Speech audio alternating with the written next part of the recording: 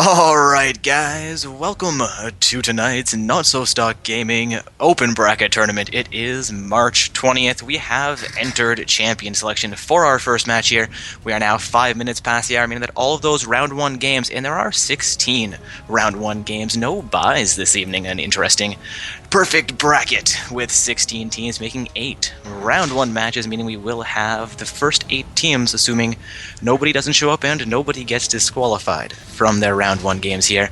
Those first 8 losing teams making their way into the secondary bracket tournament.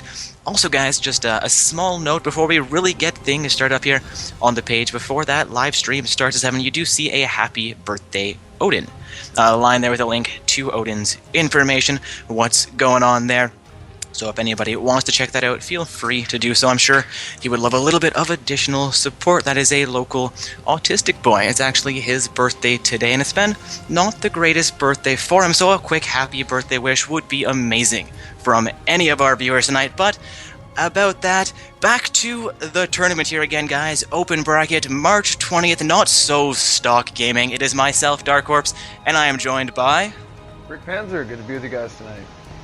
Alright, again, in this round 1 match we have Wolfpack on the blue side with Team Psionics. On the purple side, the bands here are going to be Vi, Janna, and LeBlanc from Team Wolfpack, followed up by Sion, Lysandra, and Sejuani from Psionics, and 0425 locking in that Sivir pick for the bottom lane. Sivir, very popular right now. Spell Shield is definitely a handy tool for any ADC. We'll see Ezreal picked up and Rumble. Those will be locked in on the red side. So definitely going for lots of team fight capabilities. We see Yasuo and Maokai have her. Maokai will be locked in. Yasuo to follow. So definitely good to have that knock-up synergy with Maokai. Indeed, the Maokai with that knock-up for the Yasuo, looking to see a little bit more synergy come out for him, hopefully, from the blue team, since Yasuo, if you get even a little bit of CC and no synergy from your team, can be very, very difficult to play. As much as he's a highly mobile, very strong champion, it does require, you know, a little bit of a team cohesion built around him generally for him really to shine. So we'll see if Pearl Team comes in with some hard crack. Okay, we are seeing Lulu great at stopping the all-in. I believe Rumble does not have a stun in his kit, does he? I don't think so. He has slows. We do have some CC coming in from the Olaf, though. There's definitely lots of slows coming out of the Olaf, especially, in the chases. Alright, we have really Nautilus locked in for the jungler. We do have the displacement from his hook there. I believe his ultimate has a knockup as well, so 2 things Yasuo can proc his ult off of, though. Getting it on the displacement from the anchor going out would be a little bit more difficult. I think it's a fairly quick displacement. Also, Alistar being hovered over average support, but swapped out for the Thresh, though again with 2 displacement effects. We'll see how on point the Yasuo can be if he can get that timed in with the if he can get it timed in from the death sentences. And Annie possibly being hovered up here. Looks like that could be a mid lane selection for the problem. That does give them the stun they need. CC coming out from this red team. Blue team definitely going to be centering their picks around the Yasuo. Fed Yasuo is still a very dangerous thing. So, of course, the red team just coming out here with, as much CC as they can. But of course, Thresh, Nautilus, Maokai have lots of CC. Yeah, that's 3 champions for Yasuo to really synergize very well within Sivir.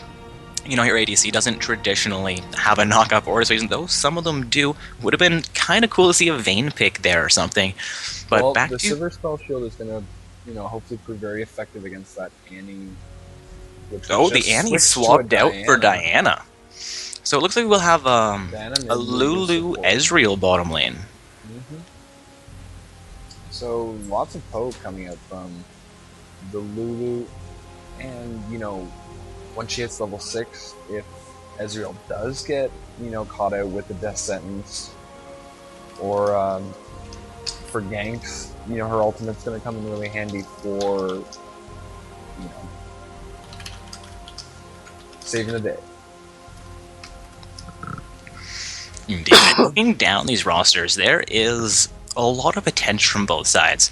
The blue side has a tri-tank, a composition here, Maokai, Nautilus, and Thresh, all being really huge, really beefy, while the purple side has the Rumble and the Olaf, though I suspect Olaf may be looking for a little bit more damage. He is inherently quite beefy as well, and of course Lulu there to stop the all-ins. I'd almost call that tri-tank, though she's going to be building a lot more utility, a little bit of AP, as opposed to huge amounts of health for herself. Oh yeah, definitely the mid lane Diana going to be AP. She probably wouldn't build a lot of ages, but she might. For Diana? Diana's likely going to go for the Zhonya's first there. Zhonya's, especially against the Yasuo.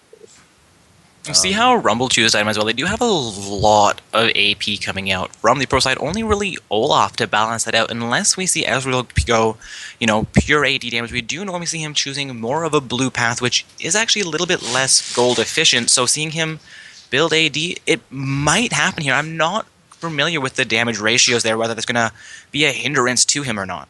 Yeah, we'll see if he goes Trinity Force first. That, of course, passive Spellblade. Could it be the Sheen passive? Of course, after using ability, your next auto attack does bonus magic damage. So, and Ezreal's a lot of his abilities also do magic damage as well. So, with if they build Triforce, I think we generally also see them build Sorcerer's Shoes for a little bit of extra penetration for their abilities. Yeah, you do normally see Ezreal going with that blue build, going for as much, magic damage output as he can. But again, between Rumble, Diana, Lulu, and Ezreal, all being AP-focused damage, that's not the greatest spread as far as damage types go. With this tri-tank from the blue team, a couple MR items, and really they're set. Unless Ezreal focuses on some AD, Rumble probably does the same in this matchup. And of course, we do have Olaf doing his best to balance things out.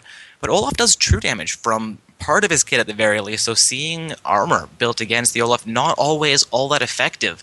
So again, focusing on MR could be a really big thing for blue team in this matchup, but we'll see how the builds come out. This is, I guess I saw some silver players coming here, but traditionally a fairly high ELO tournament. This is our open bracket tournament, where anybody from level 1 all the way up to Challenger can participate in a couple weeks. So we did see 2 all-Challenger rosters in that finals match, but we do occasionally see those silver gold team come out and dominate.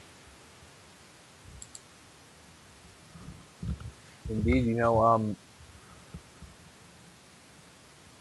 personally feeling the blue side for this match. But of course, it's definitely going to be dependent on how successful this Olaf jungle is. I mean, of course, the lane matchups are always important. Yeah, Maokai and Rumble in the top lane should be an interesting matchup there. Rumble has, a great amount of sustain, but Maokai is a great sustain champion as well. We'll see exactly how that pairs up. I'm expecting the mid lane may actually be what decides this game. We have Yasuo into a Diana, and I think that Diana does have an advantage there. Yeah, she definitely, with her poke, I don't know what the official.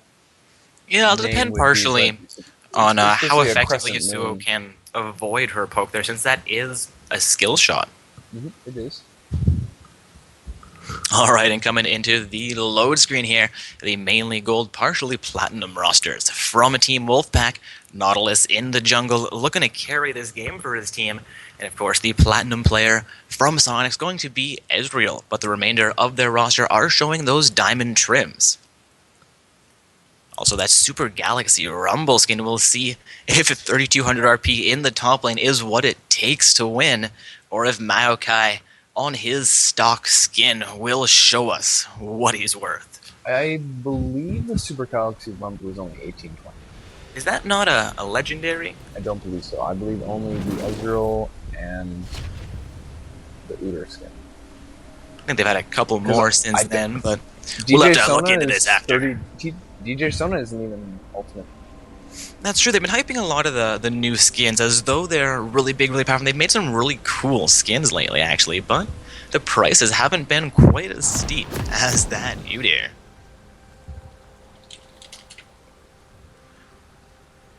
Alright, so again, guys, Rumble in the top lane versus Maokai, the junglers, will be Nautilus into Olaf. Two really, at least during Season 4, non-standard champion picks for them, but we'll see how they work out. We've seen a lot of Nautilus lately, and Olaf, I haven't seen him played much lately, but he is a very strong champion. Indeed, if he's able to get some early successful ganks, snowball himself, maybe even try some counter jungling, we'll see him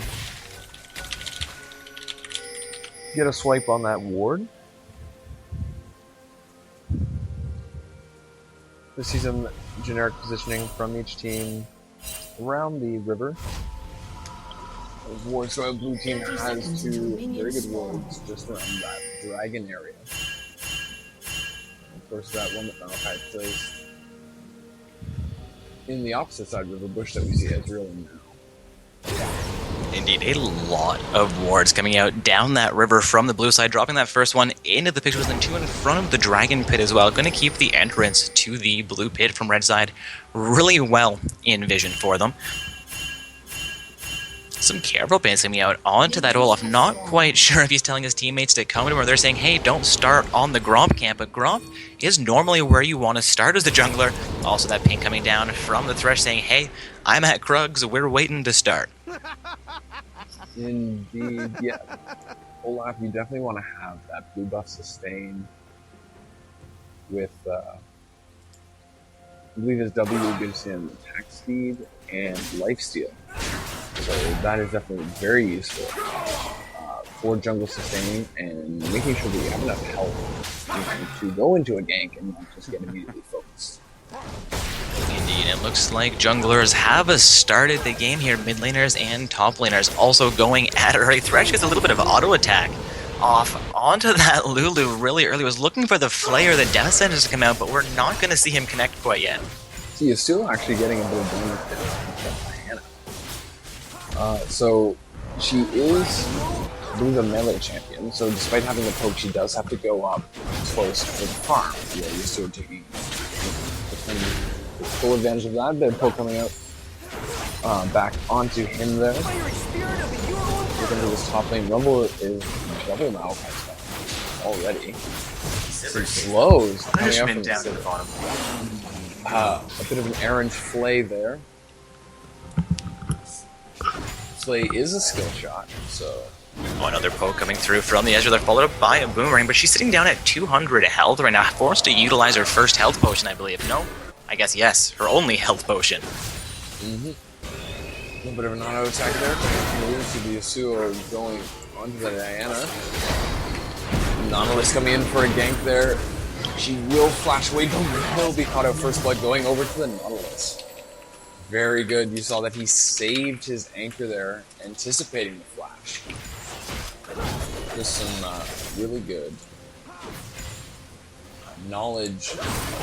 Oh, Sivir will somehow survive that. Was taken very low there by Lulu. Olaf forces Nautilus's flash. He gets away under the turret. Maokai will flash over to engage. And Olaf flash back over, but Yasuo is right on his tail. That will be a kill. Assists going over to Maokai and the Nautilus. So very good bit of gold there for the blue team. Very good. The Death Sentence lands. Ezra will be taken down for a turret shot, but Thresh is down very low. So we'll see the recalls coming out. Ezra doing an impressive job of out-farming Sivir. Just amazing and intense lane pressure coming up from the Lulu support there. So you could see me eating my earlier words. We do see the red team, Rumble with a double the farm advantage. It is 2 kills to 0 in favor of the blue side. Kind of interesting the lower yellow team actually picking up the kills there, potentially Psionics feeling a little bit overconfident early on in this game. We're actually seeing Yasuo out farming the Diana, though, as Brick was saying, Ezreal and Rumble are both doing very well in their lanes. Indeed, but Maokai is keeping up with the as it Rumble pretty low, but able to just stay back. Here he does go up with his Fire Blaster. To the Ezreal, and Lulu going hard onto the Sivir. She will dodge. So ability's been taken very low. The Thresh shield actually not working in her favor there. She grabbed the lantern. She had already been shielded by it. We see Nautilus come in and possibly pick up the kill, actually going over to Thresh. So pretty effective. So kills now stand 3-1. That was a trade, but Sivir is now down. She's only level 3 to Ezreal's 4, but is no longer half as farm. Did a pretty good job. Once she gets back in, should be able to keep up. She has got double longsword now, so Ezreal's already got the tier, so he's been stacking that already. It's only 6 minutes in. We'll see Nautilus going hard onto the Olaf. The Flay coming out, and Nautilus picks up the kill. Diana going hard. She does ignite Thresh, and he goes down to the Lulu. But Diana is now in trouble. The knockup, and Yasuo picks up the kill. The Rumble ultimate coming out now. He'll pick up the kill onto Nautilus, and Yasuo will pick up a double kill with a very clutch ult. Rumble with the double kill in response. Wow. Last man standing, but Maokai is now pushing onto this top turret here, but probably won't be able to get too much damage on it. Rumble has now been able to pick up a Haunting Guise, the traditional first item that you really want on a Rumble. And then, potentially going into your Zonias or a Rumble. I think Zonias. Again, let us know in the Twitch chat what you think. Always feel free to, be engaged with us. We'll see Nautilus going hard onto Olaf. The ultimate comes out. The death sentence. Yasuo is here. Picks up the kill. Really, not worth it just for a Wraith camp. So, Olaf, 0-3-1. Kind of a little bit worried. Blue team starting. So, we do see Rumble for some reason going for the blue team strong. But the Ezreal just tickling kind of helping. Had last little bit fresh in the middle, and I guess just distracting Diana. We see the Dark Passage coming out, but Yasuo not interested. Use this one for now.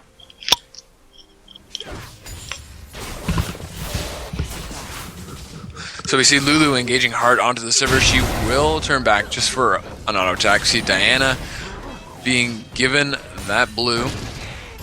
Apologies for the mic quality. So Rumble doing a great job of out farming this Maokai. He's up about 25 farm. So we see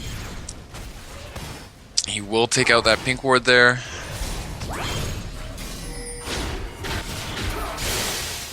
So with that first dragon, we should see blue team sort of start to push now and try to get objectives, work on that. The death sentence lands onto the Ezreal.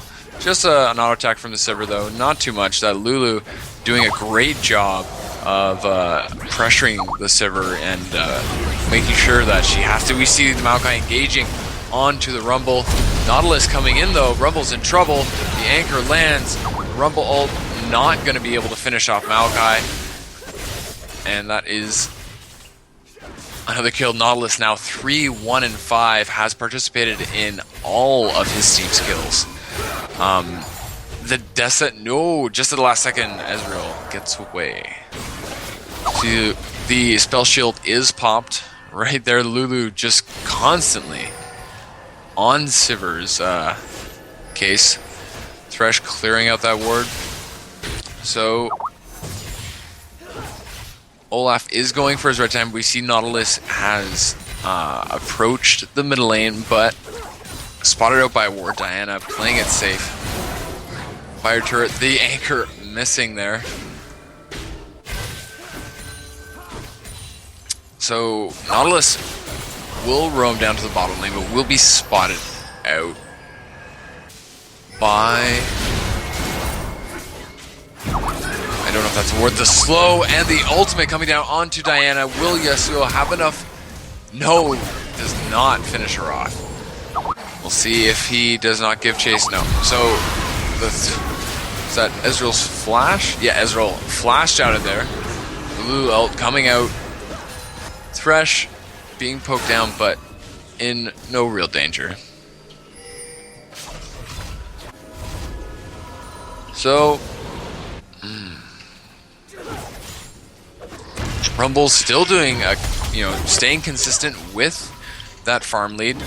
Now 2-1, so he's picked up his sorcerer shoes, and it looks like he will be trying to finish the Leandries first. So Dark Passage coming out for that shield. Sivir staying pretty much even with Ezreal in farm. So, just down about that, 10 to 15 farm that she has been the whole game. Yasuo will engage onto the Olaf, but Diana is in trouble now. She'll be finished off. Thresh will get away. The Ignite not doing enough damage. Barely. He will avoid the Ezreal ult there. Very nice. And will stop to clear out this pink ward before he recalls. So...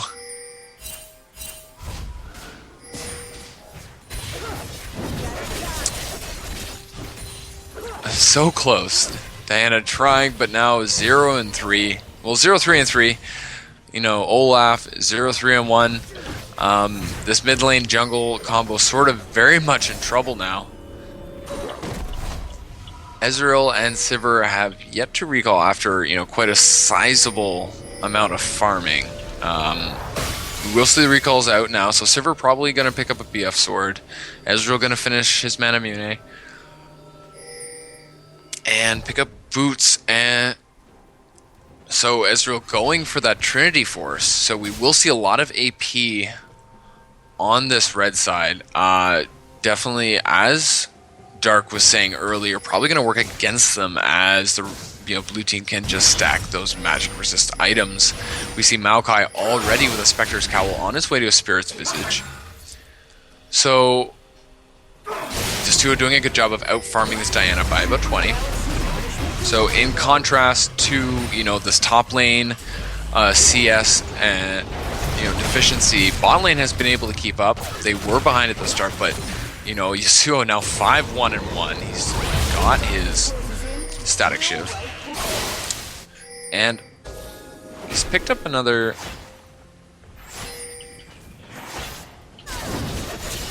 wonder what he's building into there. So we see Lulu caught out by the Thresh and the Nautilus. She'll be engaged on, and ults herself flashing over towards the blue pit. We see Ezreal coming in now, just getting a little bit of shots. We see the Rumble teleport. The ult comes out right onto Thresh and Nautilus, but Rumble taken very low. Yasuo will finish off the kiss. Thresh taken down by the Diana. Yasuo in. But Sivir will pick up that kill. Yasuo with the double kill onto Olaf. And Ezreal being taken down there by Nautilus. That is a 4-for-1. Blue team starts on the dragon. So just increase their gold lead there to about 3,200. Yasuo picking out this farm. He's going to go hard onto that middle turret.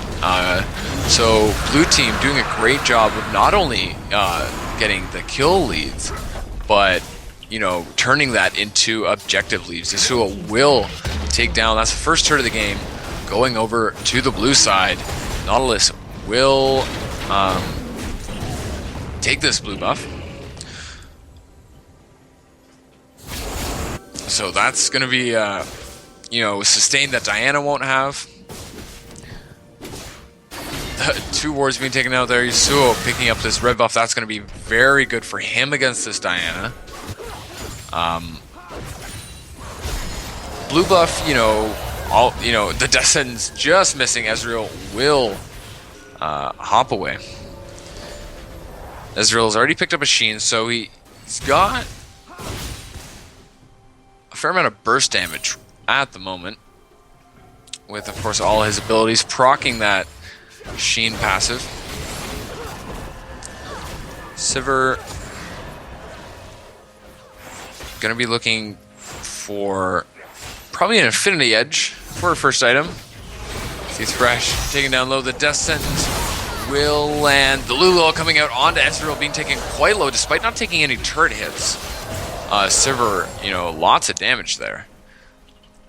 Or potentially also with the Flay passive on Thresh, I believe does extra damage. See the Maokai engaging onto the Rumble, popping his ult though. So Rumble has his available. He's done a great job of pressuring Maokai, and he's actually increased his farm lead now to 39. So he has engaged hard. He has his ultimate. Will use it right there on the Nautilus though. Nautilus in trouble. We see the Olaf with the axes. Will be able to get those slows off. We see Diana coming in to finish it off. So I think that's the first kill over to the red team that we've seen in quite a bit. The Dark Passage coming up from the Thresh and the ultimate. Sivir will engage hard and pick up the kill onto Ezreal. Now she picked up. Oh man, she'll probably into double the kill. Top lane for that kill onto Maokai as well. It looks like we could see a trade of turrets happen. Indeed, Olaf pushing hard onto this top turret with Rumble. Diana will recall, picking up a needlessly large rod. Yeah, but we see Yasuo going hard on this middle lane turret. Yeah, he picked up the first turret of the game just about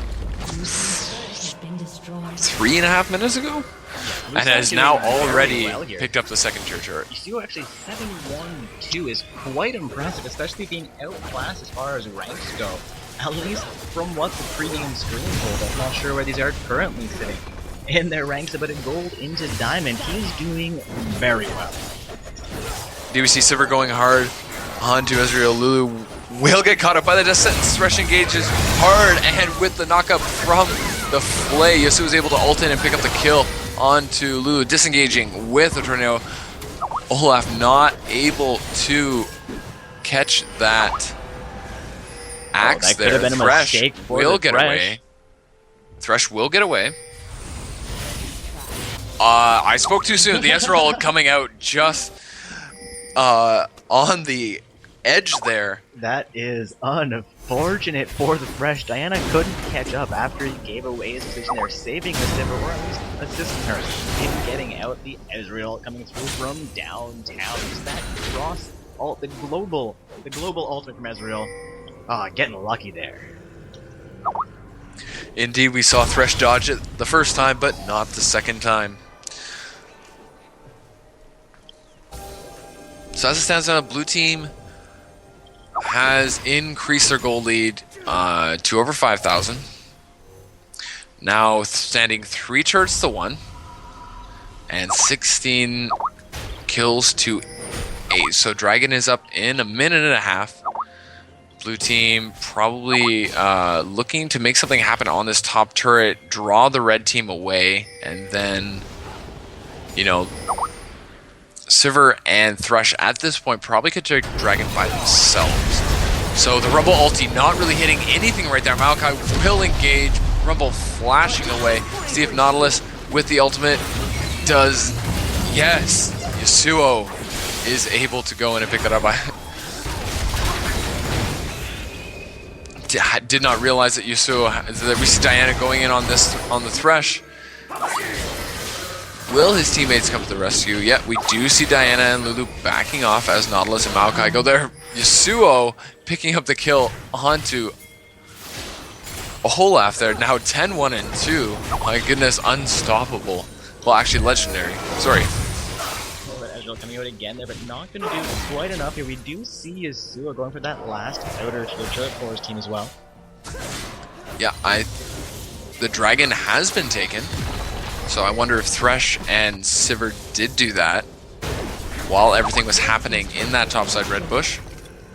I mean jungle, red side jungle. Nautilus able to take another blue away from the Olaf. Doing a great job of... although Olaf is keeping up in farm. Only down 12 farm to the Nautilus, but now that blue buff, more important that Diana doesn't have that. So... Oh no, the dragon wasn't up yet, and now we see the blue team going for the dragon. They will pick this up for free, and they might even rotate, trying to cut off this Ezreal. We see the Sivir all coming out, but to no avail. Ezreal... Oh, no! It looks like he might be caught out here. He might also get away from the blue. He will step under a blue side ward, gets spotted out here. His team trying to respond into this right now. But now Ezreal is technically out of position, and the blue team could go in on this bottom side inhibitor turret. I mean, no, sorry, inner turret. Yeah, we do see Ezreal having to recall and come back. Slain from that, but all 5 members of the red team are on their bottom side jungle. Well, 4 members at the turret. Rumble rotating now. Blue team is pressuring them very hard. Interesting how Maokai, does go to join it. I don't think that they could be far enough ahead at this point to tower dive 5v5, but I wouldn't. They're going to play it a little bit safer. They're waiting for that next wave of mains to come in here potentially, as they have just lost the pressure against that bottom lane. Inner turret not quite succeeding taking down here. We are seeing a little bit more of a defense coming out from Psionics now. The death sentence landing on Olaf, but nothing will come of it. So Yasuo has actually built a Trinity Force, which is something I have not seen before. That is an interesting choice by the Yasuo. That's also something I have not seen before. Generally, Yasuo is going for as much crit as they can, rushing the static shiv, rushing the IE, maybe going for a Yumu's a little bit of additional attack speed, but a Trinity Force. This one is new. That could also be a situational build, given that Maokai and Nautilus are their only AP champions and are both going pretty tanky. So they don't have as much AP damage, therefore, Yasuo, Sivir, let's build armor. No, Yasuo has some magic damage now. Could be just a situational build. On the other hand, he is now 10-1 and 2, so it could be a troll build. I mean, it does give him the additional damage from that Sheen and passive as well, so doing some AP damage on top of each of his attacks after every Q, and you do get that Q off very frequently. It's a decent amount of damage output, but compared to an IE, I'm really not sure about that pick. It seems like he's doing really well here. He could always pick up an Infinity Edge as his last item. We do see him pick up a Bilgewater Cutlass, but with that Spectre's Cowl, actually,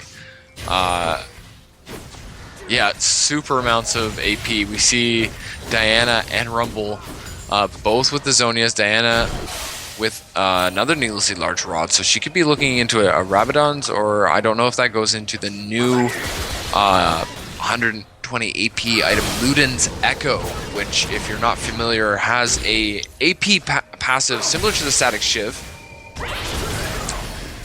When you use an ability, it procs magic damage to subsequent targets around the original target. The Ezreal not coming into play. Sivir. Oh, that's a nice death that is coming out from the Specialist team. Won't quite be able to capitalize on it there. Excuse me, apologies for the coughing. Seasonal allergies are not fun. Blue team, the Death Sentence does not land, but blue team doing a great job of pressuring this red team. We do see a blue ping into that top lane. and Rumble will be engaged and deleted. Thresh being taken very low in the back line here. Looks like Ezreal might try to pick up that, but the Yasuo picks up a kill. Ezreal will pick up the kill onto the Thresh. So doing a good job of not getting too bogged down. Ezreal 3-2-1, but is being sought after by the Nautilus, engaging in the chase. But 3 members of the blue team are going on to this red team inner turret. Yasuo, long hair don't care, will disengage with a very nice tornado. So So it seems like he's been more or less controlling the game so far. 11, 1, and 2 with just over 200 from him. He does have the best from the game, most kills in the game as well. I mean, we're seeing Maokai in that top lane, 0-1-6, not a bad score for Maokai. But compared to the carry we're seeing from this mid laner on the blue team, it does pale a bit. indeed, and if you also just want to compare, you know, the top laners themselves, Rumble, despite, you know, having died 4 times, has, you know, picked up 2 kills, 4 assists, and, you know, has completed 2 items compared to... Oh? Did Maokai just complete a second item? I'm not familiar. I believe that looks like a second completed item. The Righteous Glory. That's gotta be a new one. Yeah. Indeed, I thought he was potentially going for a Rod of Ages with that Catalyst. But of course, that being a new item, I was not fully familiar with the items that the Catalyst can build into. But blue team going straight down this middle lane, looking to make stuff happen. Oh no, they will rotate to the top lane, so they're gonna... I really like this. They're gonna be trying to have all 3 lanes pushing at once. So when that happens, it becomes easier to split the enemy team and take advantage of your item lead. Sivir will take care of that. Rumble pushing Maokai away, but the dragon is up, so the blue team, you know, with that Sivir distraction in the top lane, we do see Lulu rotating. But of course, doing a good job of being cautious. She will rotate out. Looks like red team is going for this strat. Too late. Blue team's already picked it up. And of course, Sivir did a good job of just waiting. She will be in on the turret, but Olaf caught out. Rumble caught out. Will flash away. Sivir will go hard onto the Diana. Will she? No, Diana backs off and gets the shutdown. Nice turnaround there with help from the Olaf. Of course, Diana was in major trouble there. A couple more auto attacks and Sivir would have been able to take her out. So, Sivir caught out there, so Diana doing a good job of protecting the turret. Blue team did pick up their 4th dragon. So great dragon control from this team. Not a single dragon going over to the red side. Thresh will be caught out by an axe. He trying to be sneaky in that sort of red buff area. But wards are placed and found out, and the red team are playing it safe. We see Rumble will recall.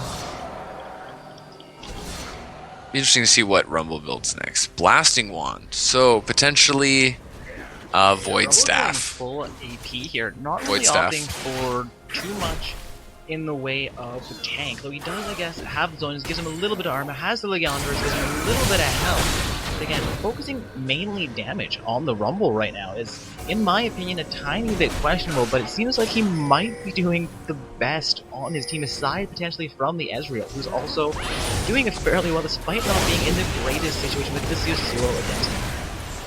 Diana is also performing a slightly better. Sivir getting the turret kill. So the Yasuo coming out, but it looks like Rumble does go down there to the Yasuo. Yasuo comes in full hand, gets the double kill. Is that a triple kill we're going to be seeing? over a shutdown for Fresh Axe, which is not where you normally want your goal to be going, but hey, 416, why not give him that one last kill? And oh, that death sentence looked like it was gonna go through, but no dice. Closing action tries to get the kill, and Thresh misses the play here. Olaf gonna go the wrong way around. Thresh spotting out another vision ward. Indeed, not sure why Olaf could have picked up the kill on the Thresh there, but we will see, of course, the Baron being taken down here by the blue side, only needing 3.5, I guess, because Thresh hit a death sentence, so he technically helped. But that Baron is going to be huge. They should be able to close out the game very soon after this. Yasuo, gonna push his top lane. He will see Rumble, but we'll just say thank you for starting the Krugs for me. I'll take over from here. Yeah, Yasuo at this point in the game, really not afraid of one champion. I'd say even 1 versus 3, he's gonna feel fairly confident he can proc enough to use their mid health, or probably pick up a kill and walk away with his life. Indeed, we all see that Yasuo, a bit tankier than a normal, straight 80 build with that Banshee's Veil. Yeah, what is this build coming out from the Yasuo tonight? The Trinity Force turns, and then the Banshee's Veil with only a static shield completed. We do see there's a mob Malmortia coming out. Malmortius. I can't pronounce things, that's alright. So that will work. He's got, once he finishes that Blade of the Rune King, he will have an incredible amount of attack speed. So he and of course, just be able to, insane, damage per second. We see Olaf, not quite, Descend's not landing. Olaf will be slow, but pops his ultimate to get away. Blue team, the Ezreal coming out, but Sivir pops the spell shield. Yasuo was looking for initiation there as well, but Diana just barely dodging the tornado.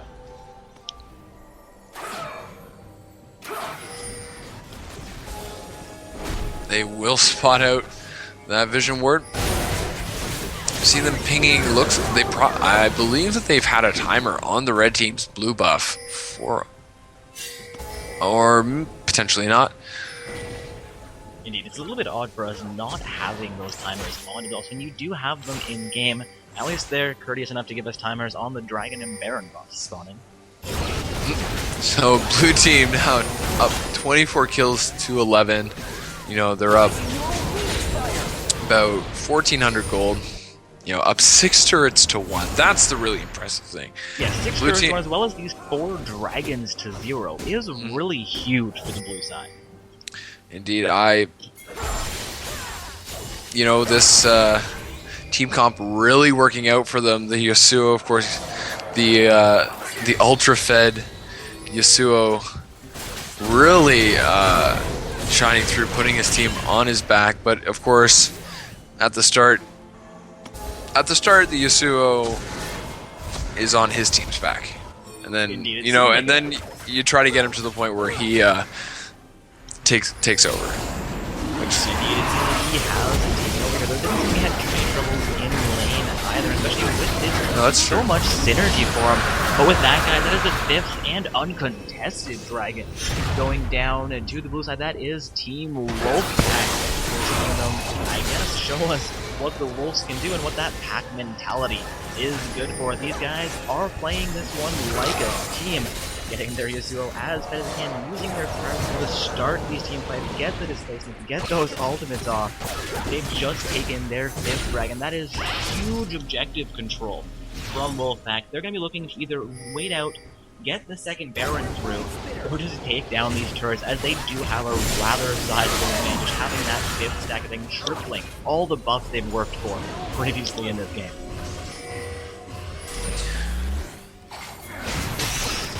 Yep, indeed. Really not much the red team can do. Thresh is slightly caught out. He will ult and flash away, though, and everyone else will be engaged upon.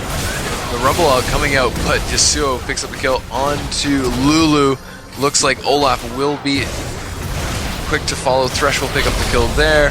Maokai picking up the kill onto Diana, and Ezreal and Rumble just getting away. Thresh will get away with a very clutch Dark Passage there, and the Ezreal not having the damage it needs. Thresh. Oh man, 3 for 0 though, taking down the neighbor. Looks like they will try to close the game. Indeed, they will take down the first Nexus turret. Maokai, tanking as much as he can. That will be the second extra. Nautilus tries to flash in it, but will not have enough damage to get the kill before this Nexus goes down. GG's come out. That is a blue side victory. Team Wolfpack emerging victorious over Team Psionics. Uh-oh, Spaghetti-O. This Yes, error really needs to be looked into. Definitely. Alright, so I do need to restart our client here briefly, guys, so that we can actually get ourselves into the next lobby. 10 seconds of black screen, and we shall be returning. Also looks like Wolfpack waiting on the match between TFA Rakiri and My Sister's Toothbrush. To conclude, and for anybody who doesn't know, my sister clearly has very bad breath, so I would not want to be the team playing against her Toothbrush right now. James, your sister's actually a very nice person, and you really shouldn't judge her on just one aspect. That's true. I wouldn't be saying that if I thought she could be watching tonight, but thankfully, little children keep people busy, so I am safe from retribution on that one. Your sister's older than you. Yeah, but she... Actually, you know what? I haven't heard the final verdict, but there was a possibility that I may be an uncle as of last night, still waiting on the final word. I suppose I could be, a better family member and give them a call, but I'm trusting somebody will let me know when he pops. Or maybe a Facebook. Well, congratulations. That is great news.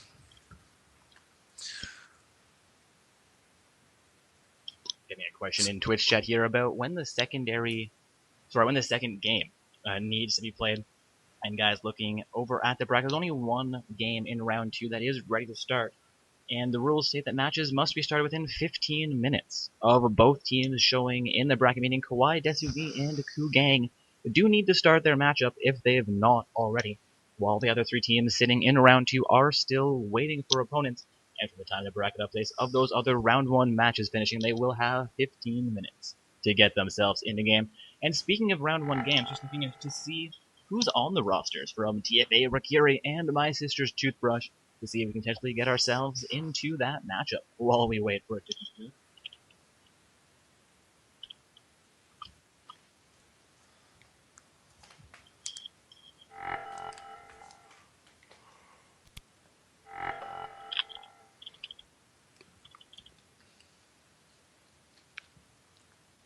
And we do have an invite.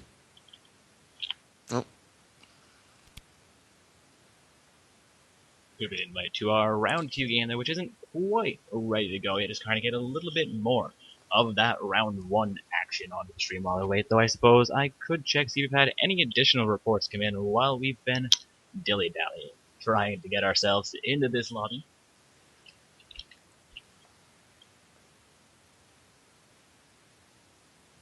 Alright, so it looks like I don't have any of the team members here on my friends. We can take a quick look, see if Laldexis will be our friend for this matchup.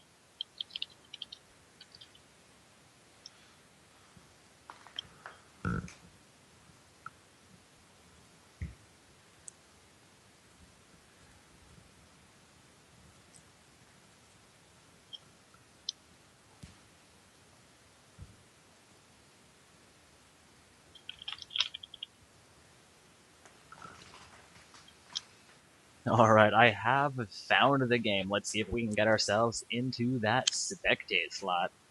Looks like they are currently, it's going to say a certain amount of time in, but I'm not even sure right now. They've just tabbed out of the window. But again, guys, we're going to be heading into a second round 1 game here momentarily.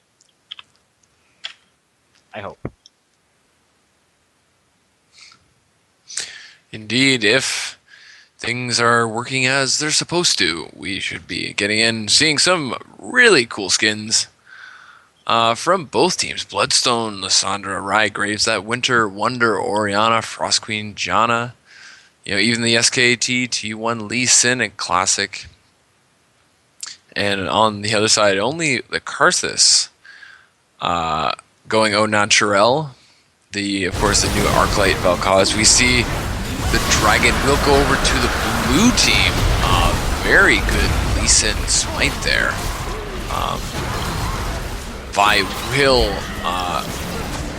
ult in there, and with the Karthus ult, that is a quadra kill for the Karthus. My goodness, and an ace for the red team. They are now up almost 10,000 gold and up 4 turrets to 1. So definitely seeing another game where pretty much dominance.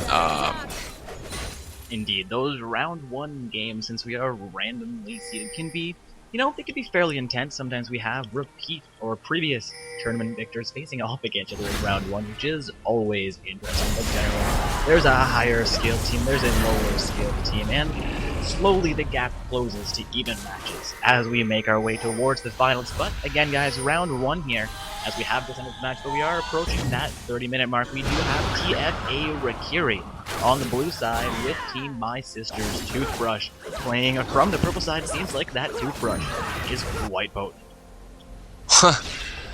Indeed. The Ward Vi just placed in front of the Baron will be immediately spotted out. Sivir in potentially a little bit of trouble here. Will pop her ult and spell shield, trying to get away to no avail. Will she pick up the kill? No. Oriana and Janna able to get that, and Graves picking up the second turret of the game for the blue team. But Vel'Koz is in this bottom lane and going for their second inner turret. Vi will be caught out under the tower here. Lee Sin will ult him as well as Lissandra, but a black shield comes out. Vi will get away, so that's 2 ultimates taken away from the blue team. Looking for Blake. You're getting under it fairly hard. The Recovery ultimate onto 3, only going to lock down the Lee Sin though, and if he gets locked down really hard, goes down almost instantly. 5 finishes things off. So they're going to respond with a Karthus kill there. Morgana actually almost going down as well. We'll see if Karthus can do a little bit more damage, but no. Ends up being a 1-for-1 trade. They're not with the leading pro side in the greatest position to defend this turret.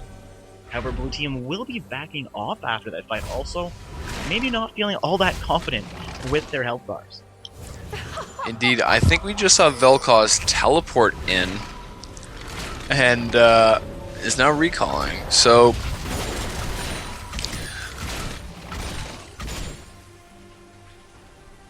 Vel'Koz 5-1 and 11. Luden's Echo, Rabadon's Death Camp, Morello Nomicon, and Sorcerer's Shoes. Lots of damage. Lots of damage. Lots of ability power coming out from this blue team. But Sivir, 6-2 and 15. Infinity Edge, Phantom Dancer, Last Whisper, definitely enough attack damage, to make things happen. As Dark Orbs breaks the camera, they're trying to get the scoreboard reorganized for everybody. I think we have Morgana as for at least judging from these farm numbers. I'm going to say that Vel'Koz was the mid laner, with Karthus potentially playing as their top lane. We are seeing teleport on both of those summoners, so really hard to say where they started out for their lanes. Blue side does have Oriana as their mid laner. Yes, she does have the much well Lissandra as we're going to action here. We're going to get to the lockdown. But the Janna ult, Sivir will pick up the kill onto Graves and flash over, but be ulted away by Lee Sin. Boomerang Blade not connecting Oriana with the poke. Doing lots of damage, but of course the ADC is traditionally pretty squishy, so no surprises. Oriana with a Athene's and Rabadon's, plenty of damage there. So red team starting this Baron. Lissandro will be spotted out. She goes hard. Will pick up the kill onto Silver Alt herself. For a second, got her third kill here. She picks up the double get it. With that volume up to her, about 50 health remaining. She does go down to the Morgana there. Lee Sin trying to clean things up. But Lissandra actually picks up a triple kill there. Baron ended up going, I believe, to the broadside. Lee Sin not quite getting into range to smite that. Indeed, and we do see Velka and Vi backing away now. So they pick up the Baron, however, only 2 members of their team are going to be able to utilize it, however. So, Vel'Koz will have Baron-empowered minions to help him underneath this turret, which, definitely going to want to do. Orianna with the damage, and Chana just able to walk in and pick up the kill. Orianna probably going to be building into a Void Staff next. We do see, however, that Karthus already with Sonya's, Rabadon's, Rylai's, and Void Staff. Incredible amounts of AP.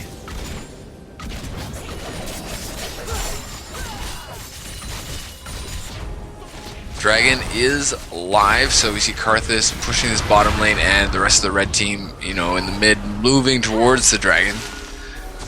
The top lane is pushing in favor of the blue team, however, so they do have to be aware of that. Blue team also picked up the Scuttle Crab, so that's usually pretty nice to have.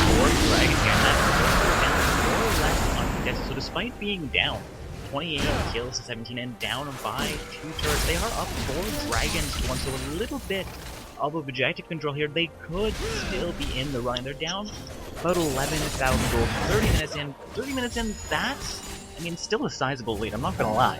But it's overcomable, surmountable, whatever the word you want to use there is. Blue side still has a chance, and we're seeing that from their objective control. And speaking of objective control, look at the wards on the map right now.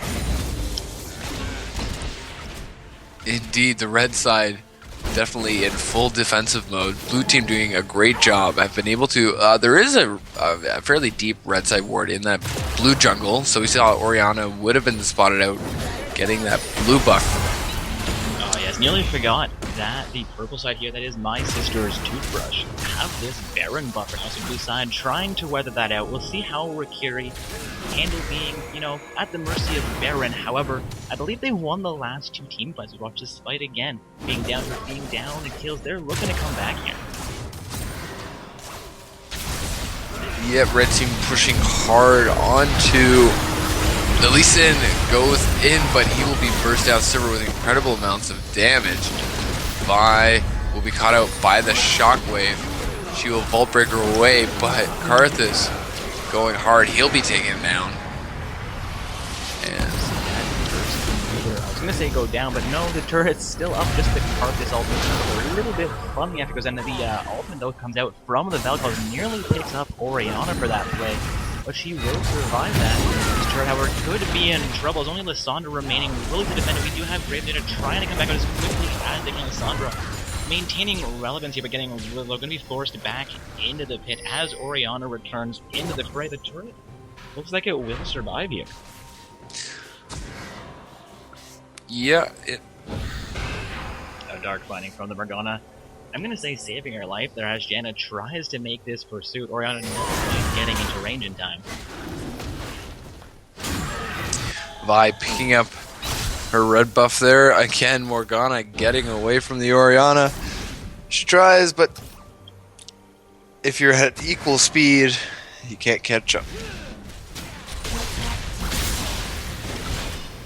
Actually, Morgana with those Moby boots has plenty of speed. So Yeah, Morgana opting Moby Boots is an interesting choice for giving her a little bit more mobility across and being able to make, you know, just that one additional play every so often, getting into range in time when normally she wouldn't quite be able to get. As a Morgana, that can be huge. You have those Dark Bindings, you have the Soul Shackles, you can really make a difference in team fights, but if you can't get there in time, you can't do anything. Indeed, Vel'Koz will clear out this pink ward here. And top lane is kind of pushing forward the blue team, so red team will have to respond to that at some point. Indeed, we might even be seeing Karthus rotating top at the moment. The Orianna poke not landing. Lee Sin rotating to the bottom lane to respond, so a bit of a mirror effect between these two teams. Not in turrets, the red team up 5-3, but haven't taken a turret in a while. So definitely going to be looking to make stuff happen fairly quickly.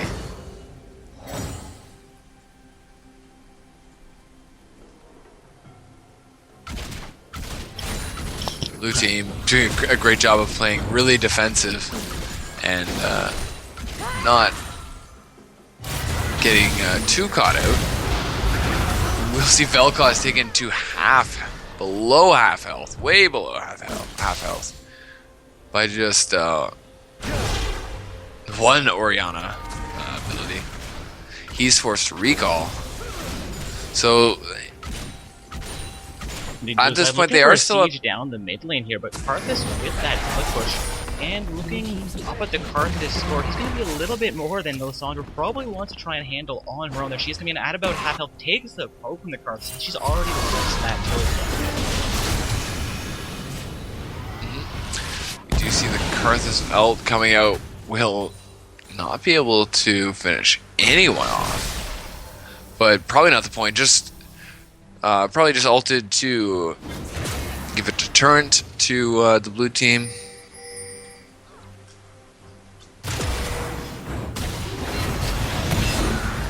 Trying to come in and pick up their first inhibitor. They siege this once before, not quite successful. They will siege it again.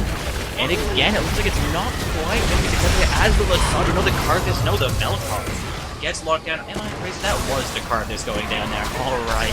Vel'Koz also going down here in that fight. My goodness, the Sivir critical strikes. Do you see by engaging Lissandra will not follow up on that Q. Sivir with crazy damage. Huge chunk out of the Lissandra, despite Lissandra not quite landing her damage there, and Dirk binding onto Lissandra again there, but Sivir can't quite get into range this time. Indeed.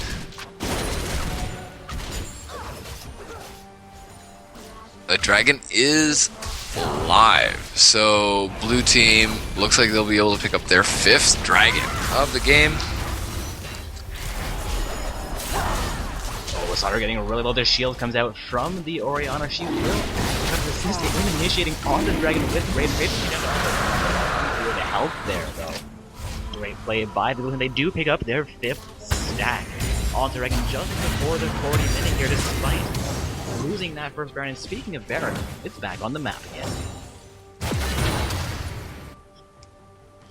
Yeah, when we came into this matchup, red team had a sizable lead. They're still up 10 kills, still up 3 turrets. But it looks like Twitch chat starting to agree, and blue team coming back here.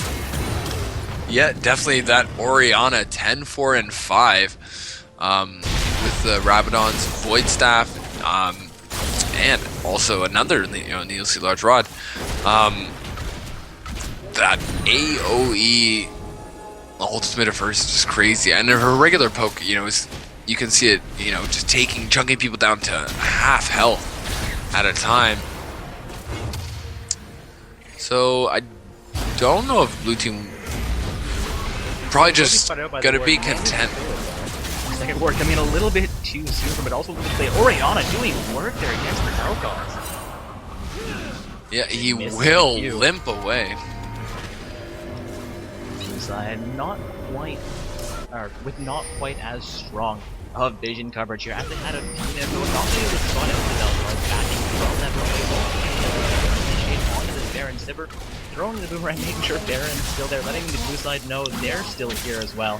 Again, guys, Rikiri versus my sister's Toothbrush. Helper coming up from the red team is not quite in time. That might be in vain. Baron has gone down to the blue side. Just trying to work. You're getting chunked down.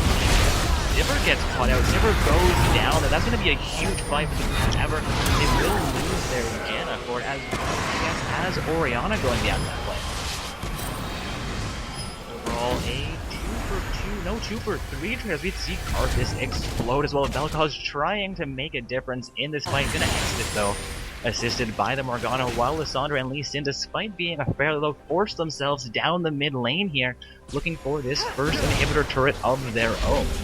Indeed, that'd be very impressive for them to turn this around. And that inhibitor turret goes down. They back off. Lee Sin going back in. The Morgana doesn't quite land on Vel'Koz. She will pick up the kill onto Lee Sin though. Vi comes back in, does secure that kill onto Lissandra. Graves, what do you think? Will Graves get caught here? Does Vi have the speed to connect?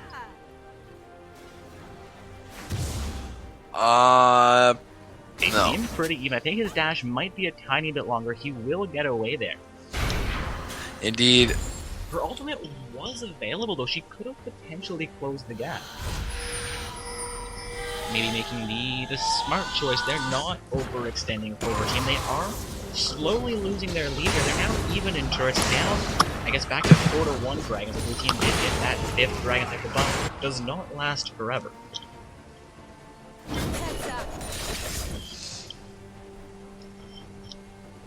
Sivir looking for relation pressure from the ball. They're going to be responded to by 3 members of the blue team. And again, guys, our blue side is TFE with 0. The exhaust coming out, the shockwave coming out, the Graves all with cloud of damage, and Sivir is taken down with the buckshot. Yeah, Sivir pushed that lane a little bit too far, and she really got punished for it then. Yeah, it was a well-executed 3 versus 1 with good gank, so... Morgana looks like she should be in trouble here. We have Vel'Koz and Vi coming to Sivir. Morgana will remain alive. Ignite is on her, might be enough. The ticks are going to finish off Morgana. However, it's like circling back in favor of it, but as the Orianna ends up winning until Lee Sin re-enters the fight. Graves down to half health. Vel'Koz now running for his life.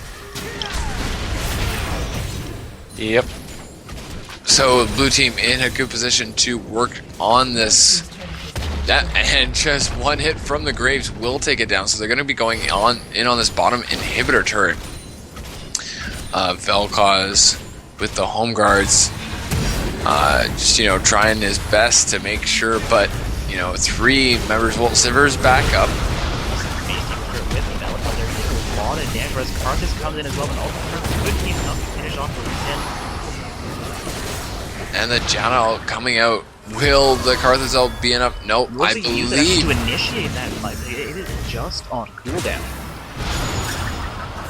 However, Janet does get caught out here by the Vel'Koz Sivir. Looks like they're going to completely ignore Janet. Looking for the Graves. Going to try and reconnect with Janet. Really, they can't quite get onto that Graves, however. And both might end up surviving due to a little bit of potentially miscommunication there from the red team. Indeed, so both Janna and Graves getting away there. Great job. Not really sure why the red team didn't just commit to one, get the kill. But yeah, I think they tried to commit to Graves there. He just had a little bit too much mobility for them to close the gap. They couldn't catch him. They went back for the Janna, but she was already gone. Indeed.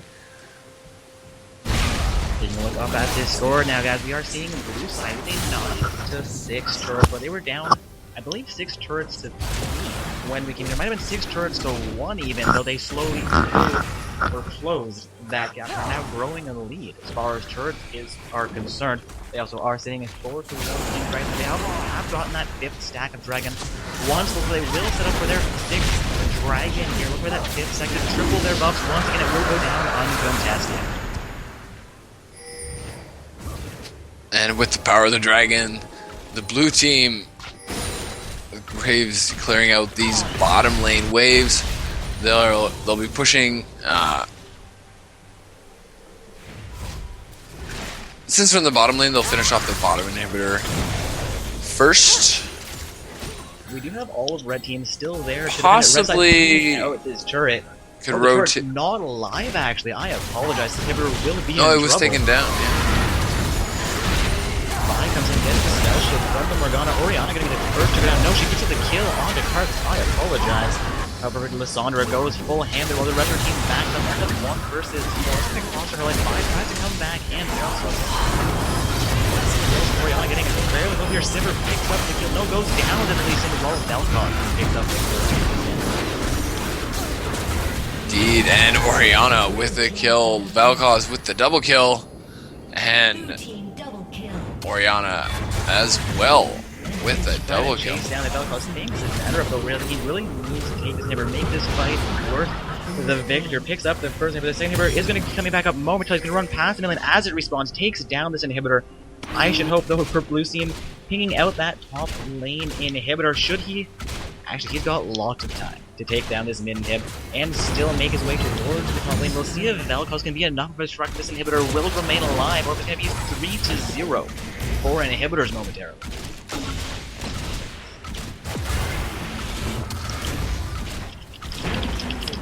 Yeah, that will be the third inhibitor going down now. So they will have super minions pushing in all 3 lanes.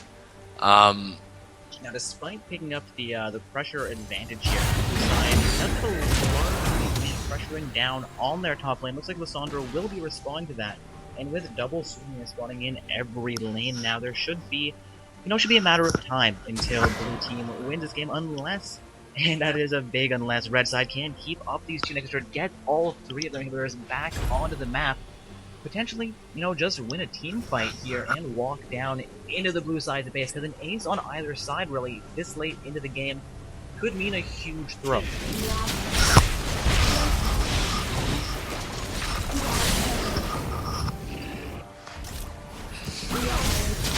So, Blue Team just picking up a Scuttle Crab, and they start their 3rd Baron? 2nd Baron. 2nd Baron of the game. So red team. Third? Though. Okay. Yeah, we saw purple side pick up that first Baron despite Lee Sin trying to come into range. He couldn't quite get there for this fight. They did take him down. A huge fight around that Baron pit for the first one though. Looks like Blue Team gonna secure the 2 Barons after that though, without too much of a contest on this 3rd one at least. And I mean, with those inhibitors already down, we're not really expecting much of a contest for that Baron, but we'll see if Red side can turtle on these nexus, or if they can pick up these kills, win this game for themselves, or if Blue Team's gonna have a successful season.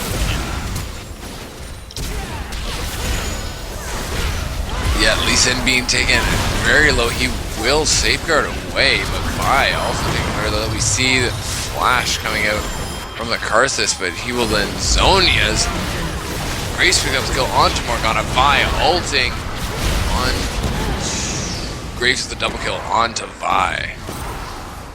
Karthus picking up a kill onto Lissandra. That is a 3-for-1 so far for the Blue Team. No, I spoke too soon. Sivir with the kill onto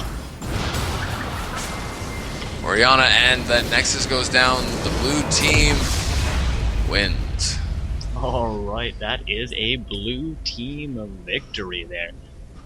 Looks like we're going to be heading into our round 2 match. Momentarily, we will have Team Wolfpack on the blue side. They're going to be playing against Team TFA Rakiri on the pro side. And since I did just exit the game, even though through LOL Nexus, apparently my client is going to glitch. So, quick restart here, and then I'll hopefully get my invite into round 2. Again, guys, Wolfpack, please send Dark Horse that invite. We want to stream our round 2 game here between Wolfpack and TFA Rakiri.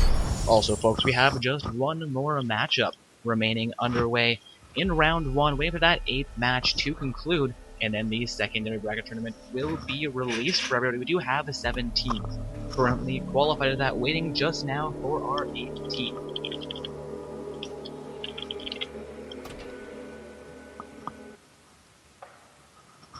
Alright, seeing some TFA hype in the Twitch chat. We'll see, will it be Wolfpack? Will it be TFA? This is round 2 of a play, guys. TFA emerging victorious in that round 1 game. A huge comeback victory for them over my sister's Toothbrush. While in our round 1 game, as we had first on the stream, we had Team Wolfpack facing off against Ionix, where Wolfpack simply dominated that matchup.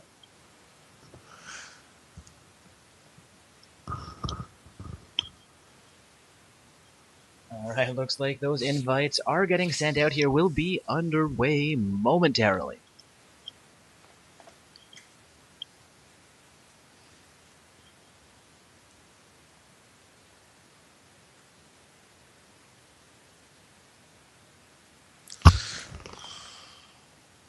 Oh, and that is unfortunate. Kugang gonna be the first team tonight actually eliminated from the tournament as they lose their round 2 game to Team Kawaii Desuni. Congratulations to Kawaii Desuni, our first semi-finalists qualified this evening.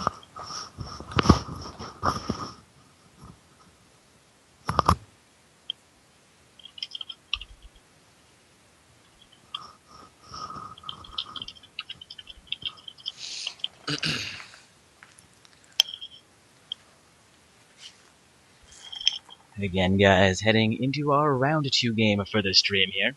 Just waiting for TFA Rakiri to accept these invites coming out.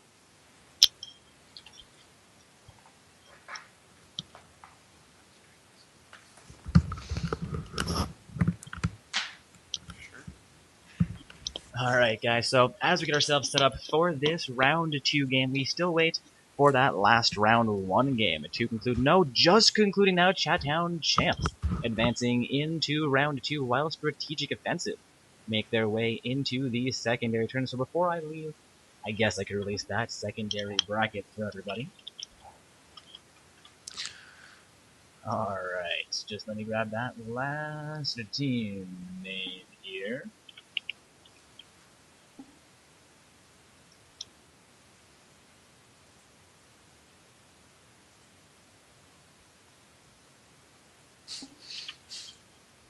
Alright, folks, the secondary tournament is now ready to go. And with that, I'm going to take a brief leave of absence while we get this lobby set up. We'll be heading into champion selection momentarily. I'm going to grab a quick drink, do what a Dark Wolf does during champion selection, leave Brick Panzer to cover the action, then I'll probably, maybe, might, probably won't, let him go for a break as well.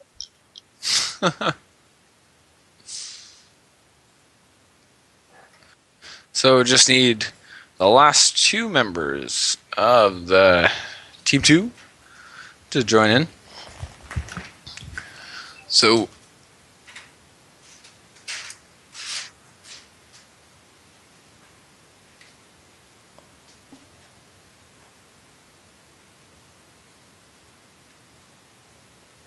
we do have Team Wolfpack versus Team TFA. Rakiri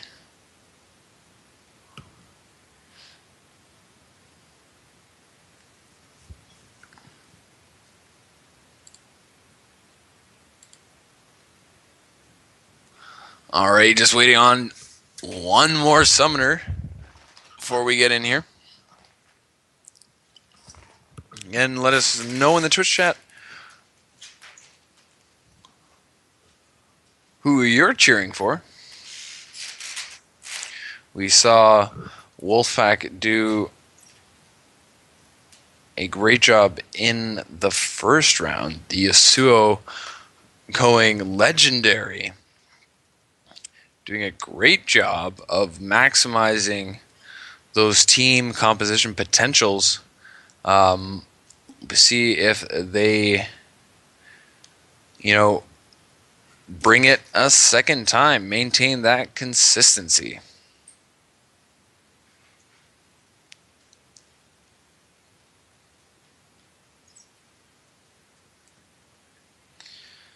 So just a couple more seconds before we get into the second round of the Not So Stock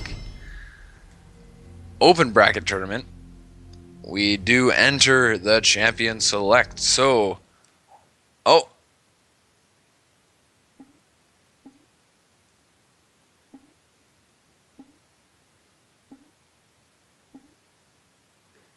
yeah, indeed,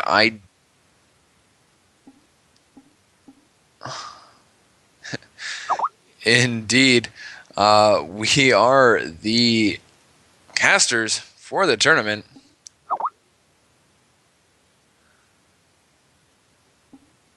Looks like some rearrangements are necessary.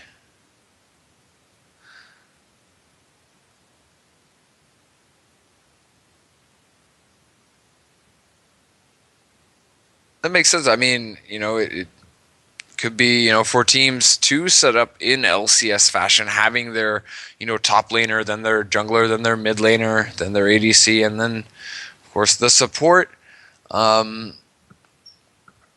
Don't know if it's probably what they're setting up for.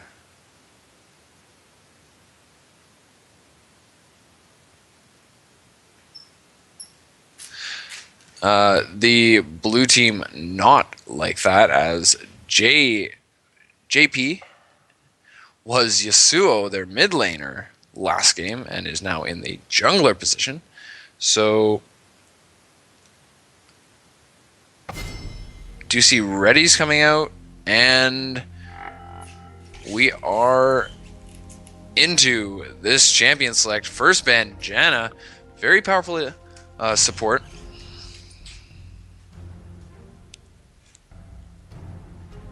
Irelia is the ban for the red side. A Lissandra, very quick to be banned. On the blue side,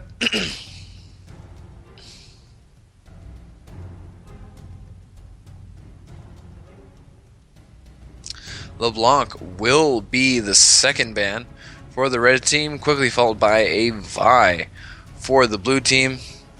So some, just very high tier bans coming out here. Seeing a lot of Lissandra taken to the top lane via dominating jungler Janna. Definitely top tier support here. So just waiting on that final ban from the red team. It will be Scion. So Sivir immediately locked in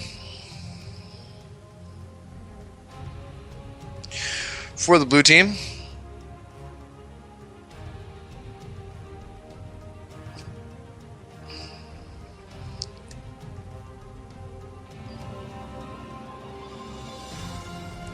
We will see a Jarvan being hovered over. Very effective jungler.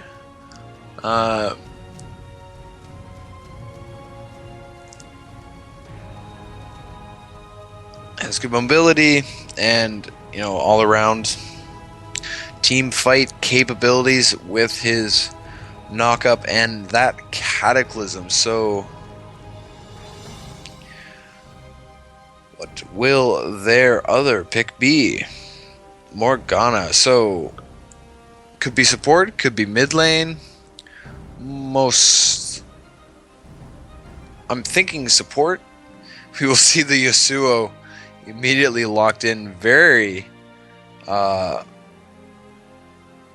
dominating in that last game. So we could see them just repeat their team comp from last time. Sejuani in the jungler, a very good option. I believe she has a knock-up with her Q. Not her ultimate. Although, if the ultimate is a displacement. Maokai hovered over for this red team.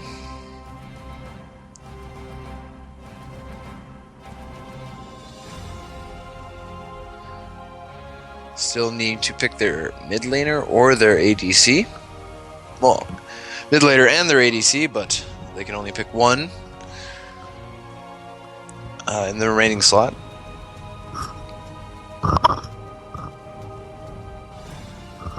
So looks like it could be Morgana mid, Nidalee support, or Nidalee mid. Just wanting to pick up that Morgana support. Or, yeah, they could pick their ADC Kalista, a very strong ADC at this point. However, Sivir is able to, if you'll pardon the wordplay, render her rend useless. We will see the Graves, though, for the final pick. Malphite and Soraka. Malphite able to hold his own, definitely in the top lane. With the Maokai, they both have some poke of their own. The Thresh will be locked in. So just waiting on the red team's mid laner, see who they want to attempt to take down this Yasuo with.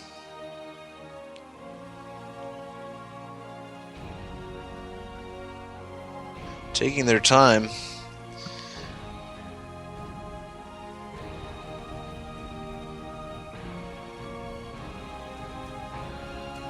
And Ahri, so two very mobile mid laners here. Ahri will be locked in. Yasuo going with the slow, with the exhaust instead of ignite.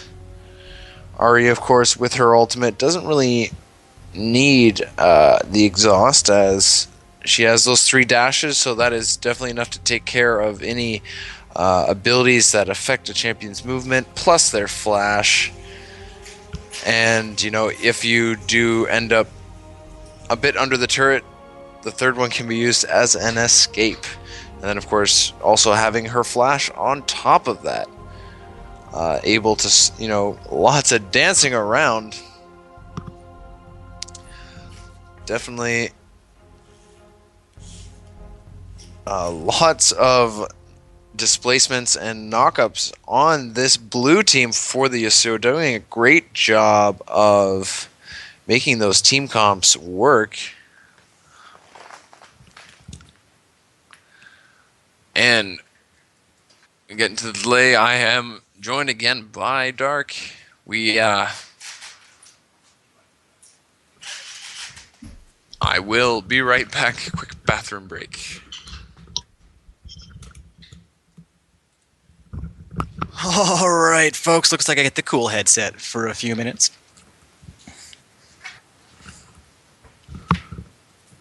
Alright. Am I doing this wrong? No, I've got the right mic plugged in. Okay, I'm just going crazy. Not sure why I'm hearing random things in the background there. Interesting. Why can I... Alright, not sure if that's my mic actually picking up the other mic when I tap it, or if the other mic is doing weird things when I do apologize, guys. Again, Brick Panzer did cover the champion selection here. Also seeing some Twitch chat messages. I will take a quick look at our PMs momentarily. Best to generally contact us either in Twitch chat directly or by email. So I will take a look, find out where that message is, and get back to you as quickly as we can. Do apologize for any delays getting through admin issues here.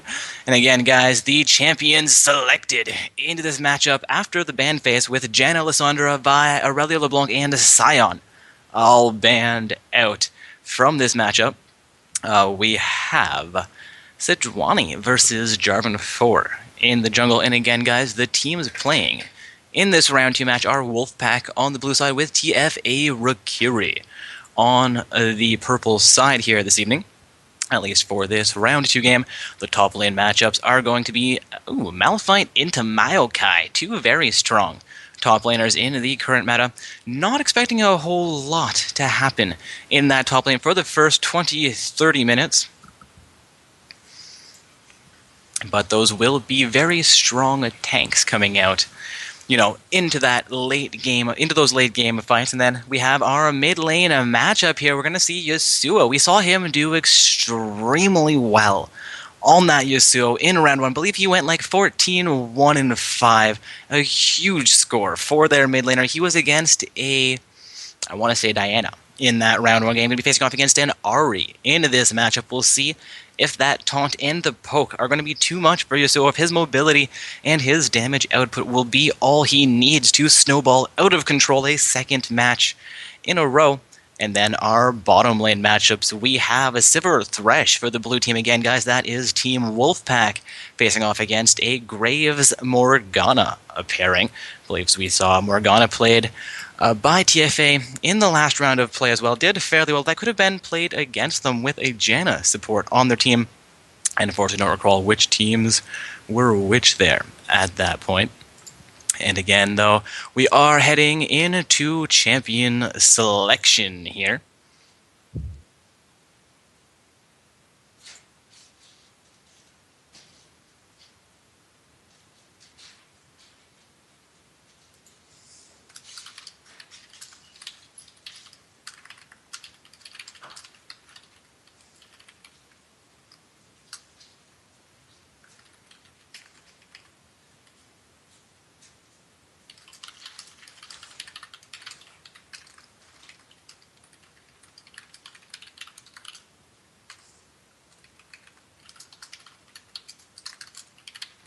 I apologize. Silence again, just dealing with that. PM, I do apologize.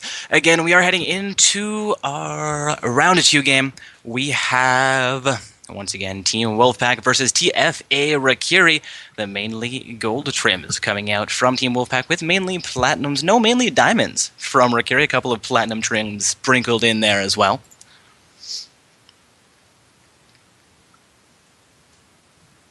Alright guys, so Brick has returned. I shall surrender the nice headset again here.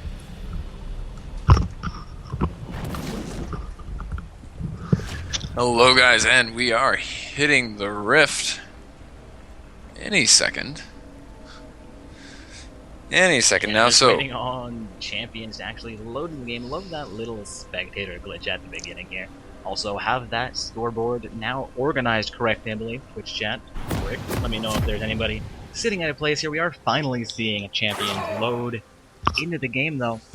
And everybody quickly purchasing their items. Oh, I apologize. Standing on keyboards here. Getting things sorted out. Technical difficulty. We're off to the races, though, as everybody has purchased their items.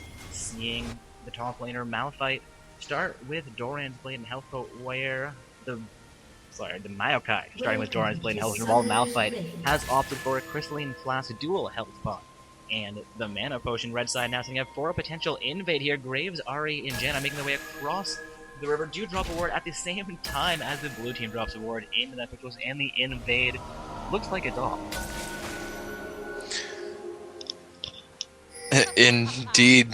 Jarvan 4 failing the ward into that Tribush, which I've heard, contrary to popular belief, is actually not possible without the ward upgrade in your, I want to say masteries. There we go, yes, masteries. So be aware, if you've not itemized your masteries correctly, you actually can't even get the ward properly in the bush. So placing it over onto the opposite side of the map, even if not in the bush, can still be advantageous.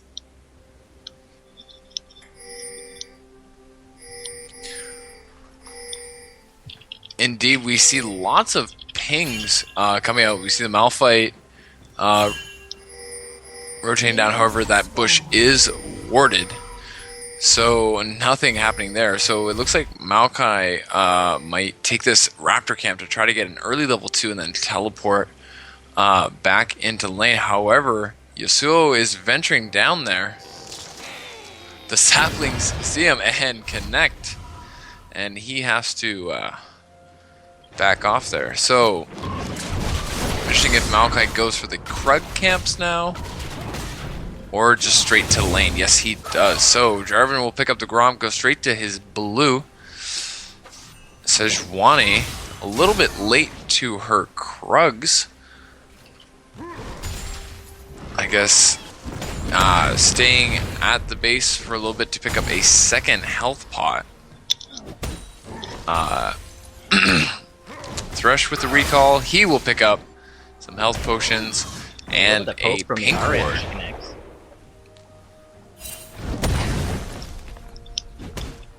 Malphite and Maokai just sort of duking it out here. Yeah, we'll see. The Yasuo passive there, I believe that the shield and his wind wall will be his allies against this Ahri.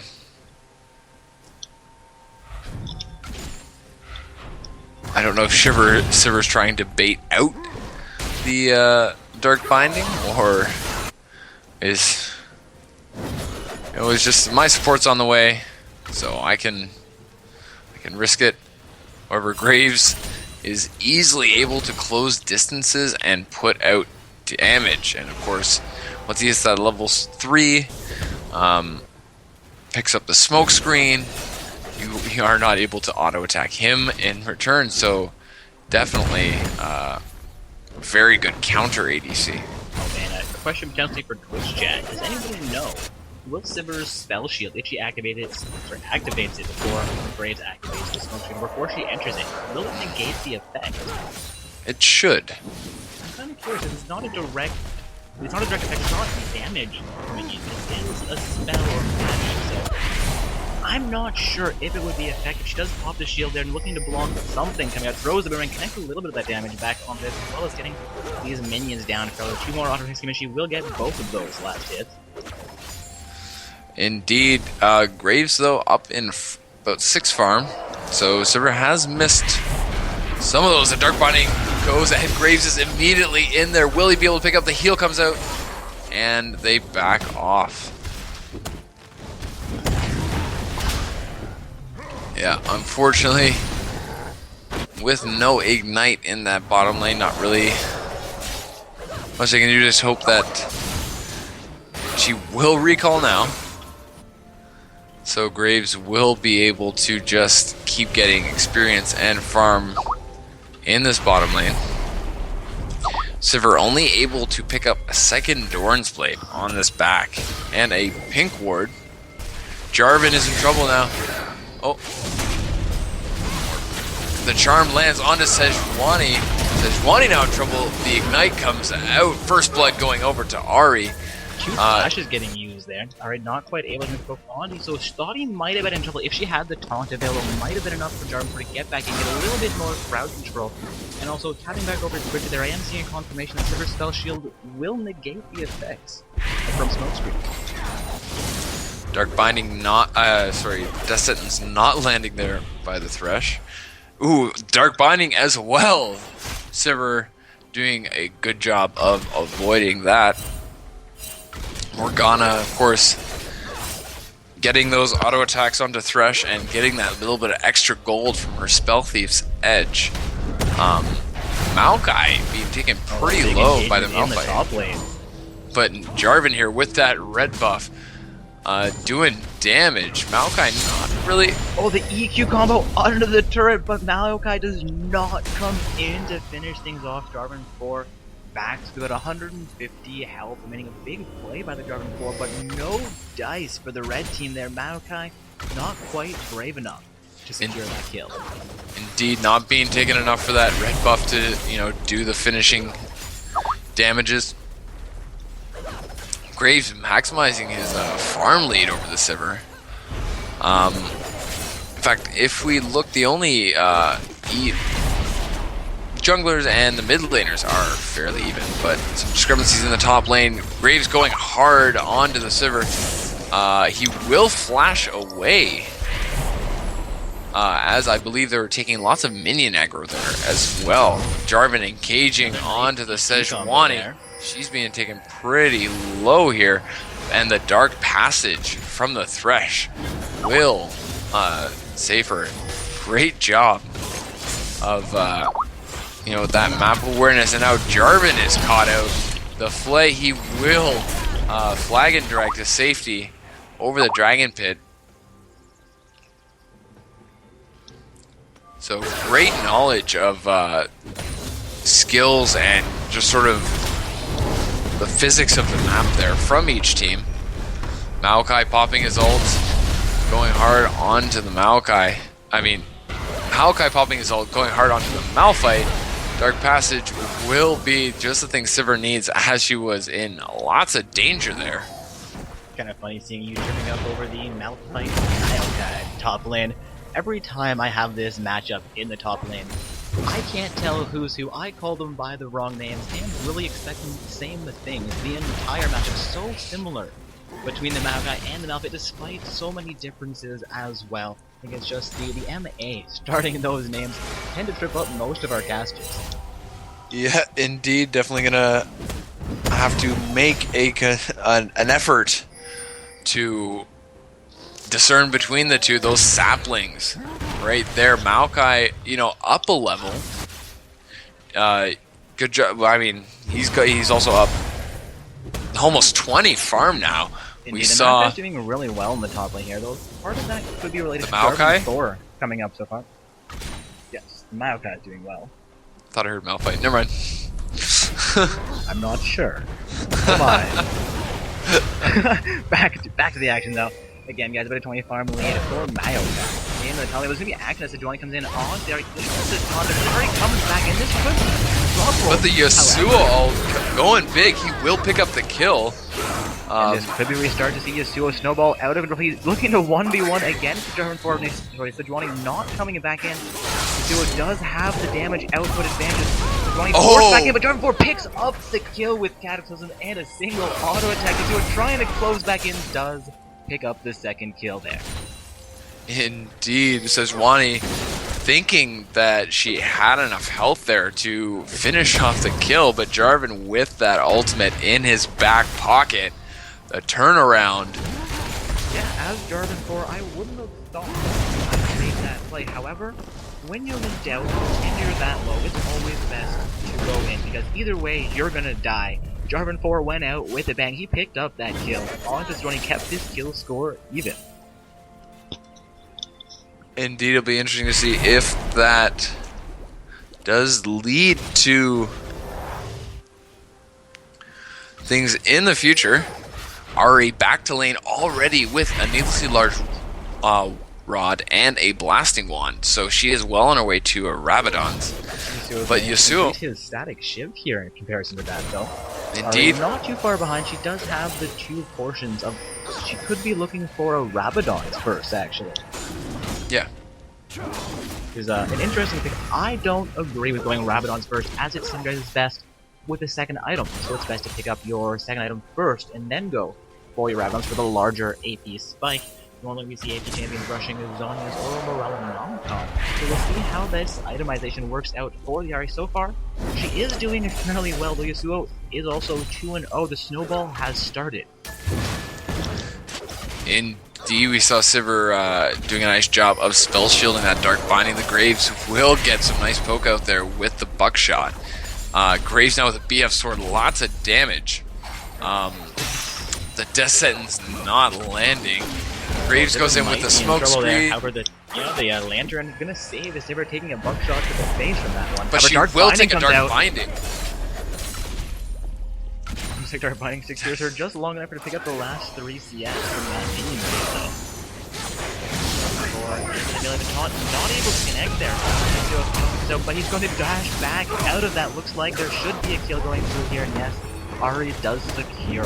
Maokai engaging onto the Malphite, pops his ultimate. He's going hard. We see Sejuani in the bottom lane going hard onto the Graves. He, with the buckshot, not able to pick up Sivir with the heal there. Just needs to be Jarvan trying to make something happen. Ari also rotating bot lane. Not much Malphite can do. He can't teleport in here to help. He's too low. Ends up a little bit overthinking, but Ari is in the wing. Looks like Sivir might get this alive, though. Sapling comes through under that turret Indeed. for the Malphite. Yeah, not really, much you do see the red team starting the first dragon of the game. Unfortunately, the blue side does have this. No, red side actually has the Spellcraft, but the blue side side ward does go into the Dragon Pit, both Sejuani and the Thresh. Waiting for a player, an early lantern is out. Looking for the smite, however, Jarvan 4 secures Dragon. Sejuani gets stunned there, and the lantern has expired. Sejuani forced to flash back over the wall again a little bit early with the Dark Passage from that Thresh. Indeed, and believe a little bit early with. Smite as well. I don't think that Sejuani smited. Only Jarvan smited. So, oh no, it's It's on cooldown now, because she just picked up the Wolf Camp. So Sejuani didn't actually get a chance to smite there. It looked like she was locked down with a Dark Binding right away. Or, no. Cause a stun though. I'm not quite sure what caused her not to be able to initiate there. Yeah, so if we see a little bit of the difference in junglers now, not too much. They're actually pretty even, but it's still a fairly even game. Red team is, ahead about 1,500 gold. So you see that difference in the ADCs. Graves now with a pickaxe instead of a second Doran's blade. In the top lane, though, the Maokai now having completed his Rod of Ages, that's going to be huge against him. From that the exhaust down onto the Ari here. She will use her ultimate to get away. Yeah, Ari has the juice there. Now Sivir is in trouble. Here. Indeed, Maokai flashing away. Might be able to get to his team. It looks like the red team doesn't. Starting for looking to engage onto the pressure, gets a huge amount of damage out there to the captain, forcing the flash from the pressure, misses the death, and Turbo comes back in onto the Malphite, still dishing out huge amounts of damage here, not from a Dark Horse this early in the game. We see Jarvan getting very low, Yasuo with the double kill. So now 4-1, gonna put that gold to use with Malphite getting reload. Thresh trying to call the Maokai and Graves off of Malphite. Might be successful with Graves, has the dash in the buckshot potentially, but not enough mana to use them.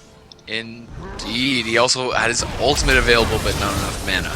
So, one of the things about Graves is he is incredibly powerful, but super mana hungry, and which can often lead to not being able to finish off kills. You can start off. It looks like you're starting off extremely strong because you have, high burst. And then when you want that, burst after you've then autoed them enough to finish them off, the mana's gone. So Yasuo now 4-1. I wonder if he's gonna go into that Trinity Force build again that we saw last game. Yeah, those are really interesting builds to see coming out from the Yasuo. I have seen Banshee's Veils on them before. He is going for the second deal.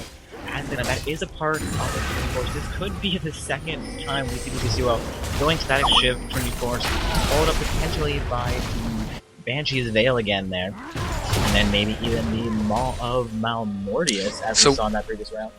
We actually see Ari pick up the Luden's Echo.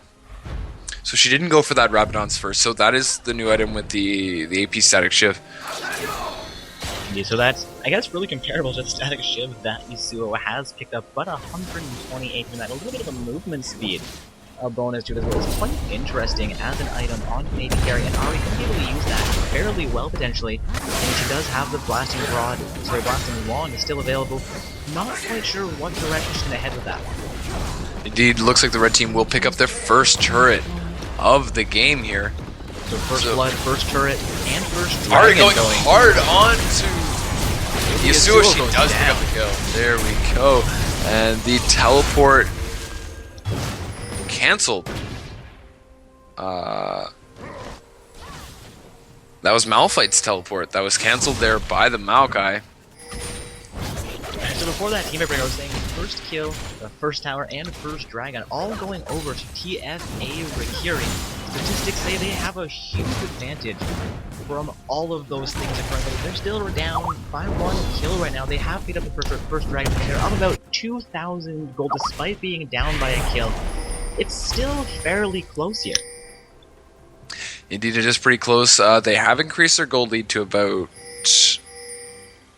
2,300 now. A little while ago, it was only about 1.5. So we see a big amount of that is in the top lane. Maokai is almost double Malphite's farm. At this point, Malphite still hasn't completed his first item. So yeah, Maokai having the ROA compared to Malphite being in that situation, not going to be the greatest for him as Maokai is gaining health over time. But the Thresh goes in on the Dark Shield, sorry, the Black Shield.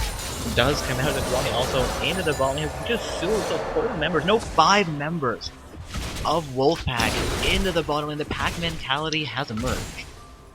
Yeah, but they look to be trying to pick up these kills on this bottom third. Graves will go down here to the Sejuani. We see Arya's rotated, but Malphite's starting to take turret hits. So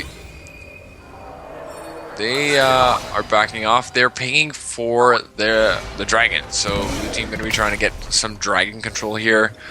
Ari is trying to. She will. No, the Bagana picks up the kill, but here comes Jarvan. So blue team sort of not in the position that they were hoping for this dragon. Looks like red team might try to engage the blue side. Gonna ping it back out. The Dark clears out this site warp as the Cataclysm. So the Cataclysm goes over the wall onto this Sivir. Sivir goes down. Dark is 3 versus 1. As he has 2 Sivers coming 3 versus 3 Hellfight from Maokai. Coming in behind this fight, slowly going in favor of running despite so quick kill onto the Jarvan over there. Indeed, we'll see if Maokai is just what they need. Yasuo picks up a double kill, looks like a triple kill. Now, Graves and allowed to just juke around. They're not knocked down as efficiently as he needs to be. Keeps that fight in favor of Wolfpack. Indeed, Yasuo now 7-2-1. Subsequent teams, should Team Wolfpack emerge victorious, subsequent teams would be well advised to note that and target ban him. Yeah, this is the second game in a row we're seeing their Yasuo simply kept the team on his back end to go. Though of course there's a lot of synergy for the Yasuo from these team compositions, so it could be they're simply handing him their kills, making sure they're not taking the last jump, getting him as snowballed as possible here. And sitting 7-2 at the 20-minute mark. I mean, he could have a few more kills, but at this level of play, really he's doing about as well as he can.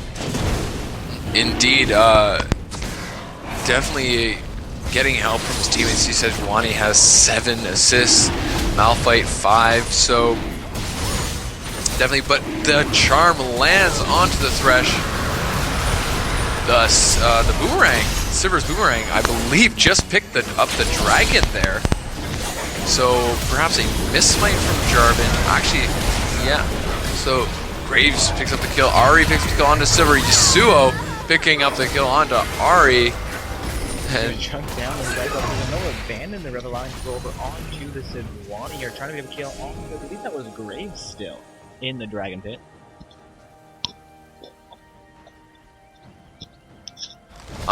And Maokai now back into the top lane. So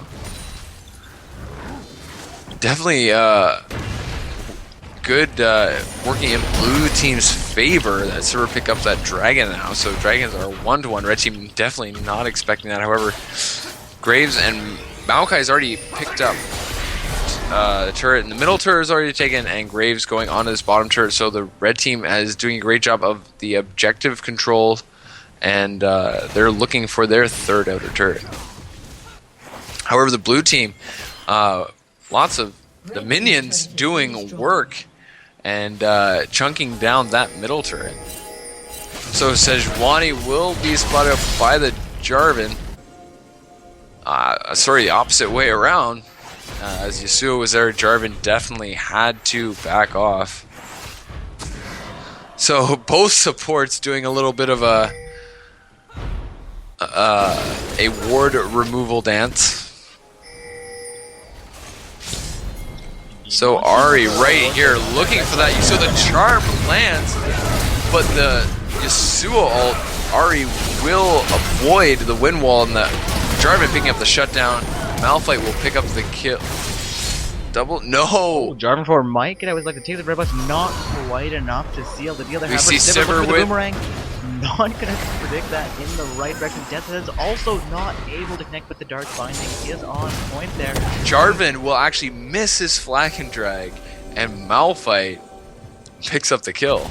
Oh man, a huge misplay by the Jarvan before there. Thought he was out safely, but didn't quite get the EQ combo off over the wall. Cost him his life after quite the run to try and maintain it. Indeed, he was looking to get out scot-free with just the sliver of health. But the perseverance of Malphite really paying off there.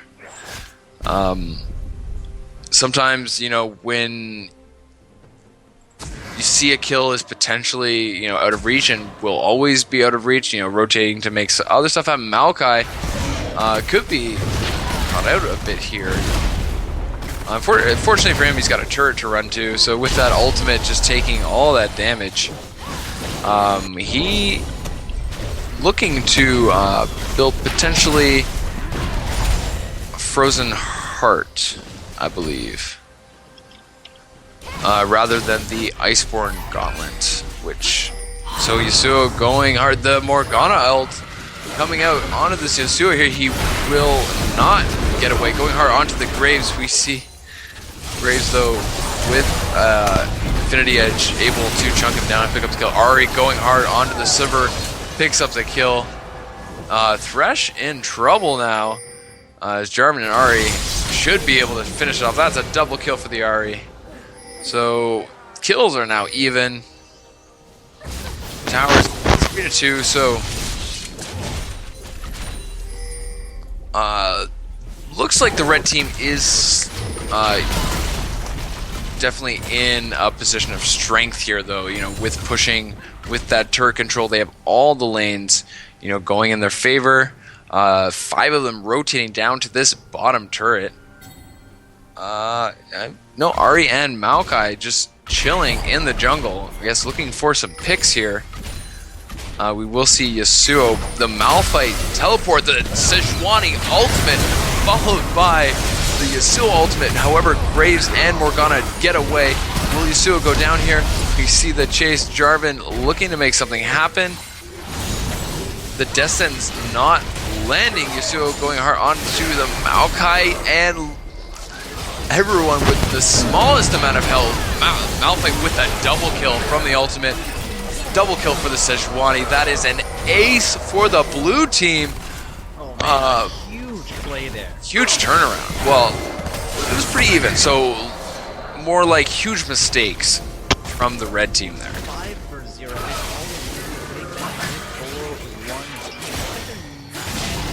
Able to capitalize on. They're waiting for me to try and get to this inner tier. Sivir successfully making it out of the first guard. And it looks like they will have enough time to take down this one. They have now also taken the lead in gold, and once they've taken this inner turret, they could try to, you know, put pressure on that middle one. But Dragon is up in 25 seconds, and it looks like Sivir will not be able to get the final. The charm lands, and Ari melts her. Will go down there. I was gonna say could be in trouble, but there's no could about that one. Indeed, so without their ADC, all 5 members of the red team are up. However, the Jarvan is picked off here, so this is the ultimate off. That's pretty much a death sentence for the jungle. However, once again, he escapes with just about 50 health remaining. Indeed. So 2 picks, blue team going on to this dragon. Going to interrupt the Dragon is fresh. Is going to try and stop, but Dragon comes out, lands onto the Malphite here. Dragon into 2,000 health. That will be a successful Dragon for the blue team. Indeed, with Maokai all the way up in the top lane and Ari in the middle. Just not enough pressure from Morgana and Graves to make things happen. Thought they might have tried something fancy, but no dice. They're content to lose that Dragon and maintain their lives. They're going to try something else. We have 5 team members from TFA Rikiri heading into the top lane. So we see both mid laners really shining through, like with most of the kills, you know, the majority of the kills for their teams. Malphite doing great at 4-0-7. He's picked up a Thornmail. Yeah, the discrepancy in the top lane is really interesting. I mean, Malphite's down 100 farm under the Maokai, but he's up 4 kills, 7 assists right now. I mean, 4 kills worth about 60 6, and yet those 7 assists, I'm not quite sure where to do the math on that when somebody in Twitch chat, well, I guess I can hit X. And we are seeing actually a deadlocked top lane, as far as gold score at least is concerned. Indeed, as Maokai is still almost double Malphite's farm. However, kills and assists. So definitely. The blue team did spot out the Jarvan 4 there, but the Death Sentence wasn't quite long enough to catch him. Indeed, so still pretty even, you know. However, this Yasuo just able to make things happen. Really thought that he was going to go down earlier, but then they turned it into an ace, and especially because. For the pick here, catches out the Thresh. Yasuo is in range. Death Sentence goes through, does connect back on Jarvan, but no ultimate from Yasuo this time. The Sivir ult is popped. Yasuo is going in hard. Malphite was out of teleport, and Jarvan is the first to go down. However, going down well with the Thresh to the team fight. Looking at Buckshot comes out. Sivir goes down as Maokai picks up a double kill. They're not what we were expecting until the Yasuo comes in. Looks like he could try and turn this fight around, dashing up to the looking for the Maokai here. Gets the few, gets the kill. No, the Bonnie secures that kill. Indeed, so that is a 3 for 4 for the blue team. So it looks like they're gonna be able to keep their lead for at least the next little while longer. Sejuani double buffs. Very good. She's pretty tanky now. I would imagine that she picked up the Rangers Trailblazer Cinderhulk, the new tank jungle attachment, as opposed to I think it was 500 health and tenacity. You now get 350 health, but also bonus 25% health and I believe health regen, and there might be something else. I'm not sure. But definitely a very useful item. And sort of really changed, like, tank jungling is now. Indeed, Riot's been doing their best to really bring out the jungle diversity as they really coined the term. Maokai will be locked out by the death sentence and the Yasuo ult, but Maokai is getting pretty tanky here. That ultimate from Yasuo does almost no damage. Again, here's Yasuo with that Twin Force start. So not quite as much AD potential as he'd normally have, especially for as fed as he is right now. We are seeing 12, 4, and 6 already. We will see potentially Jarvan caught out here. The Malphite ult coming out, only catching him. He will Cataclysm and not pick up. But Ahri picks up a kill on the Thresh. Yasuo going unstoppable with a kill onto the Morgana. Ahri definitely in lots of trouble. And it looks like she will go down to the Malphite. Only Graves left on the red team. Blue team in a great position to go in on this middle inner turret. Indeed, looks like this inner turret should be going down here, so Ronnie forces a split push, relieve a little bit of pressure from the bottom lane. But we do say inner turret pop very quickly. Sivir looking to continue pressuring here, while the Jarvan 4 and Morgana are still not quite respawned. Malphite going to head direct to top lane, assisted by Yasuo face tank. That top lane inner turret, but Yasuo with just 3 quick hits will take it down.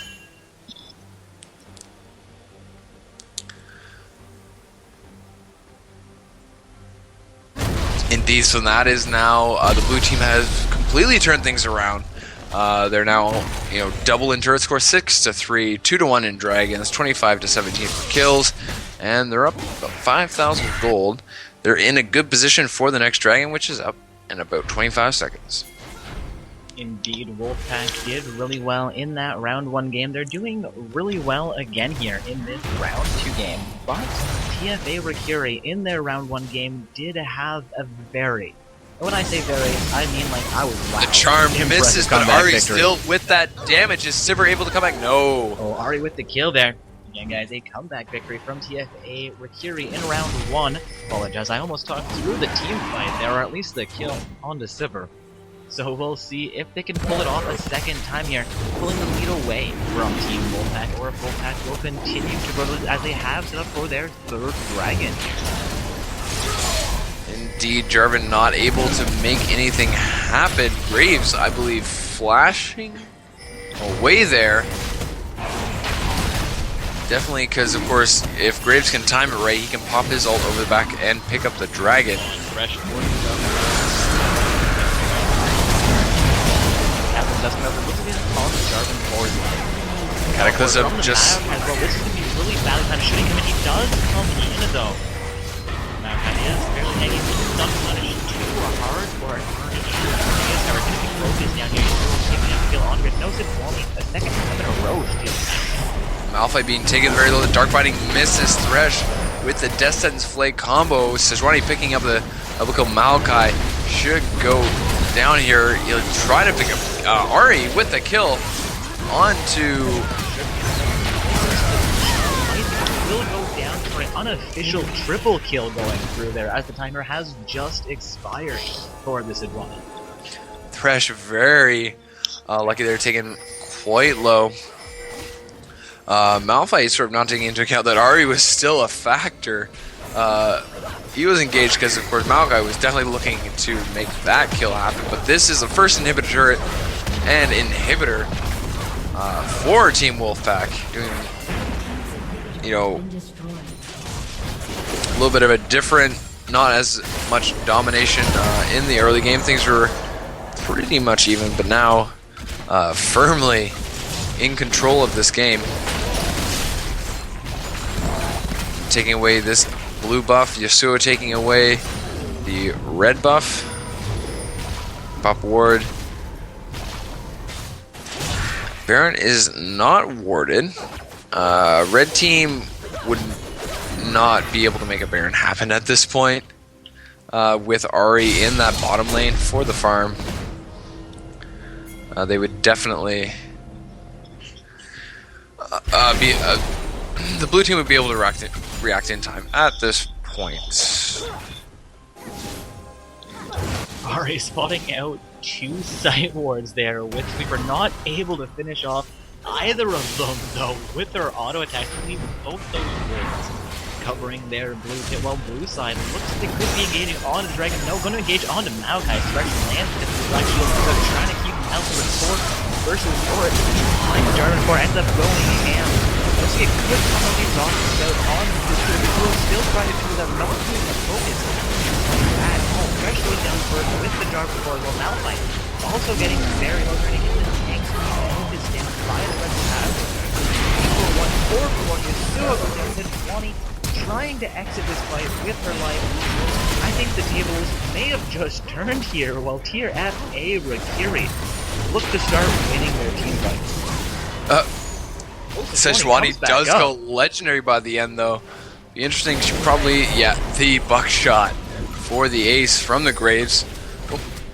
If she had had her Q available, she might have been able to potentially turn around Quadra.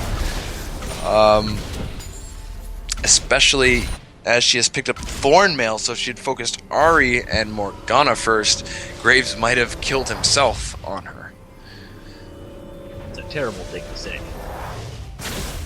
Oh, Graves, don't do it. Don't do it, Graves. Well, he picked up the kill, so that with is the very buckshot. true. Graves managed to secure his kill onto Stone. He could have still take down there. Was it the Maokai we see just now respond? Yes, Sejuani took down the Maokai.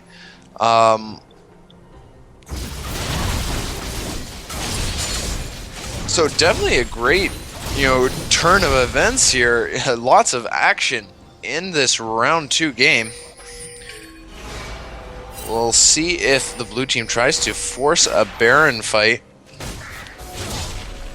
It would be interesting as... Does get pinged out there, I'm pretty sure. We're going to be popped. Jarvan 4 and the Graves quickly clearing out a blue side ward. Super comes out from the blue side, though they're not going to find any red team wards in that Pixabush. Again, guys, Wolfpack on the blue side with TFA Rikiri. on the purple side for this round 2 match. Actually, their last round 2 game is still underway right now. The winners of this match will be our last semi-finalist qualifying tonight.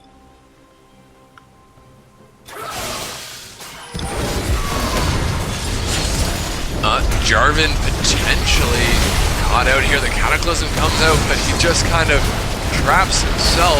Yasuo coming around from the back lane, trying to make something happen. But that is now 3 members of the blue team who are down. Yasuo not able, only picking up the 1 kill onto Graves. Double kill, triple kill, quadra kill for the Ahri. My goodness, Wow. Only the double kill for the Yasuo. Ahri now sitting at 15-8-9 is on par with the Yasuo in this match. He's 18-12. She's outfarming him by about 30. Taking a look down at these gold scores, she's down only about 800 gold, and they're both half an item, no, 1 item away from finishing their builds. Indeed, these two mid laners definitely showing what the mid laner is all about. In that team fight, we saw it seemed like Yasuo took a lot of time to sort of walk around the back line of the red team, which allowed them to focus Sivir and Malphite and take them out.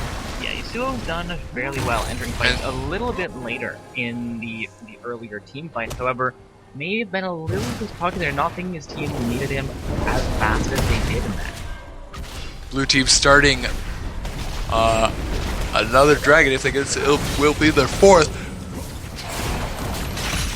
You need the Sejuani ult. Keeping up the slow, going hard. Graves goes down to the Yasuo. Ahri getting away. We'll see Morgana taken out here. Sivir being taken very low by the Jarvan. Dark Passage only to have Maokai pick her off. That was a bit of a mistake. Thresh trying to get away from this Maokai. See Yasuo coming in now. It'd be interesting to see if Maokai can just tank this. Ahri going in onto this Yasuo. Maokai is beast here, ending up 1 versus 3, surviving this long. The 4th member of their team does come in. He's still alive in this lane. Indeed, will Yasuo be able to do it? Bonington already picks up the double kill, looking for a triple. There's the triple kill going through. There's the quad. Was that Jarvan? Oh, Jarvan 4 picks up Ace, steals away the 2nd quadra. From the Ahri, we will not see a Penta at this rate. Nope. It's possible. It is possible, but not probable. Right, so looking down the score here, fairly full game Wolfpack now 3 dragons, 2 actually, as TT and Aerocarry secure their 2nd dragon game. They're evening out the gold score. However, the big divergence here is the 7-3 turret score, again in favor of Team Wolfpack. So 38 kills to 34, 7 turrets to 3, 3 dragons to 2. Only a 300 gold difference between these two teams right now. And we are 41 minutes into this game. The next big team fight really could decide the outcome. Indeed, lots of gold for both these teams. Their mid laner is just able to, even if they die, pick up kills. Mostly, it was Ahri early game, you know, just picking up those kills but still dying. She's done a great job. I wonder what her kill streak is at this point. If she's died recently, she's been around 7 or 8 deaths for a long time though. I think she may have gone down in the team fight previous to the last one. However, they did very well. Jarvan completely caught out here. He'll go down. Sivir picks up the kill. Ahri also caught out. The Flay will catch her, and Sejuani getting the shutdown. This should be a free Baron. However, Malphite being as tanky as he is could be a big enough distraction. They might not be able to secure that. Might not even secure the Maokai. However, Sejuani does look like she has this handled. Maokai with a little bit of last second health regen, but Sejuani does. finish him off. Yasuo going hard onto the Graves. Graves trying what he can to kite, but to no avail. Morgana flashes to safety, but they're gonna take out this inhibitor again. And Morgana alive, 30 seconds for the Ari, 20 seconds for the Jarvan. This Malphite could be is the game very in tanky. favor of Wolfpack. Yeah, Malphite phase tanking both of those turrets, forcing Fresh trying to do the same. I believe a heal coming out there from the Sivir. Well, indeed, this looks like it is game. Congratulations to Team Wolfpack advancing to the semifinals. Impressive showing for a round 2 game there. Both teams really working for that one. Looked like TFA Rookery may have come back for the victory for a little bit, but Wolfpack did win that last crucial team fight, take down that mid lane inhibitor, and then take down the Nexus as well. Also, guys, my client, as per usual, has decided to glitch out here, so we're just going to be rebooting the League client, and then I'll be looking for my invite into round 3, the semi-finals of play this evening.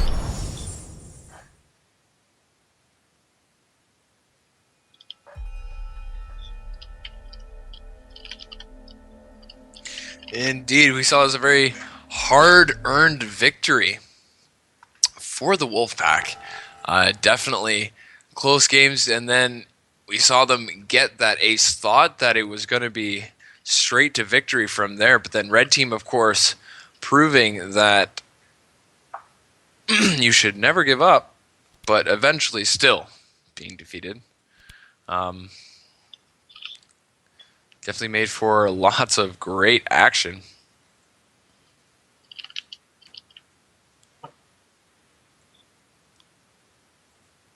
Alright, so just looking for my invite into that round 3 semi-finals matchup. Our matchup here will be between Team Rise U for Life U and Team Wolfpack.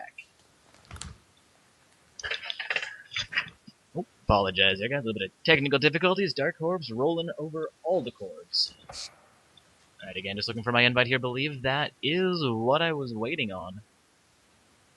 Indeed, we are into a lobby. Now we're just waiting on a few more summoners from both teams, I believe. Again, guys, Rise for Life on the blue side with Wolfpack on the purple side. This is a semi-finals matchup.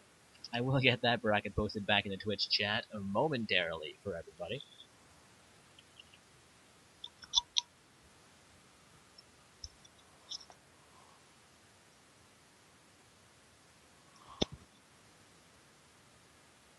Alright, looks like we do have members from both teams here in the lobbies, waiting on 4 more members now from Team Wolfpack to receive their invites and join us.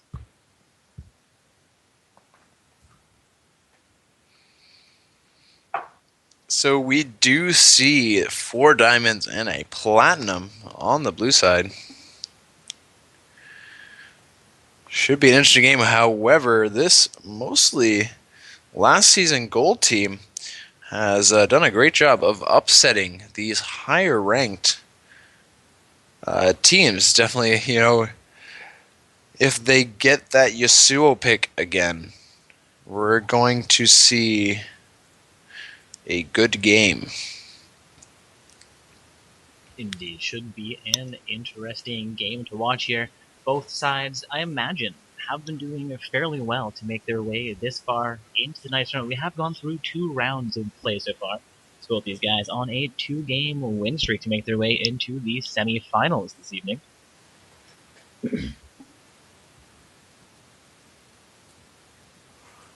Alright, looks like both sides are ready to go, so we'll be into champion selection momentarily.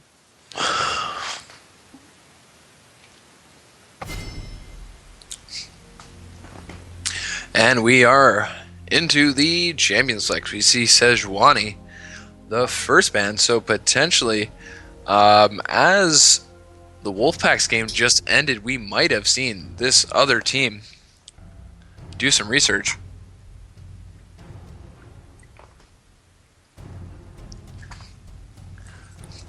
We will see Rek'Sai as the first ban for the blues, the red side. Rek'Sai, a very Strong jungler, a lot of map pressure, and we will see that Yasuo finally banned out, and maybe a Graves for the final ban, although Graves not usually an ADC that your ADC hasn't picked up. It's pretty popular all around champion, so they might not ban him. Well, they probably won't, but Fizz will be the final ban, and Bard. So Bard definitely a very strong support, definitely able to help initiate ganks in a lot of new ways. That Bard support. So if he's missing, watch out, because he can just appear behind you. Apologies for any adverse noises from that second microphone.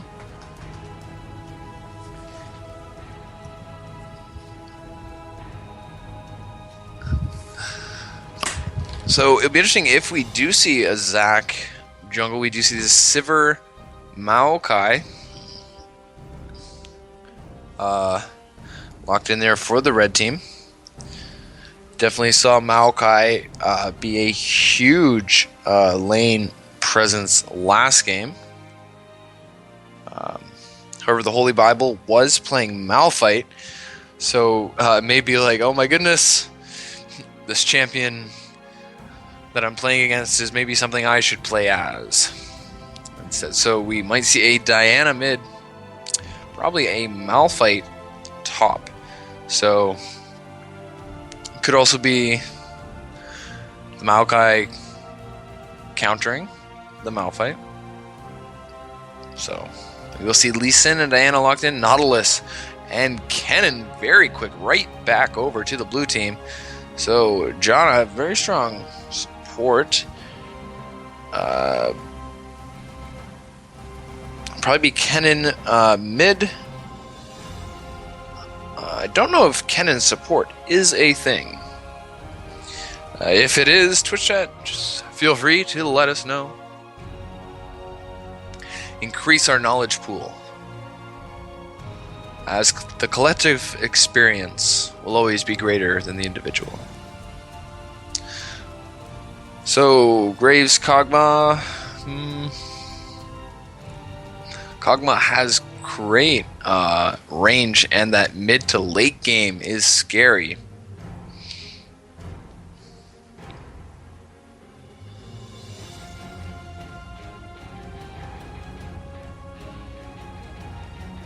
We saw a Teemo flash there. Teemo really not sort of ADC. We will see the Graves locked in. And Ahri. Alright, Alistar. That makes a little bit more sense. So, the Wolfpack doing a great job of this triple tank composition.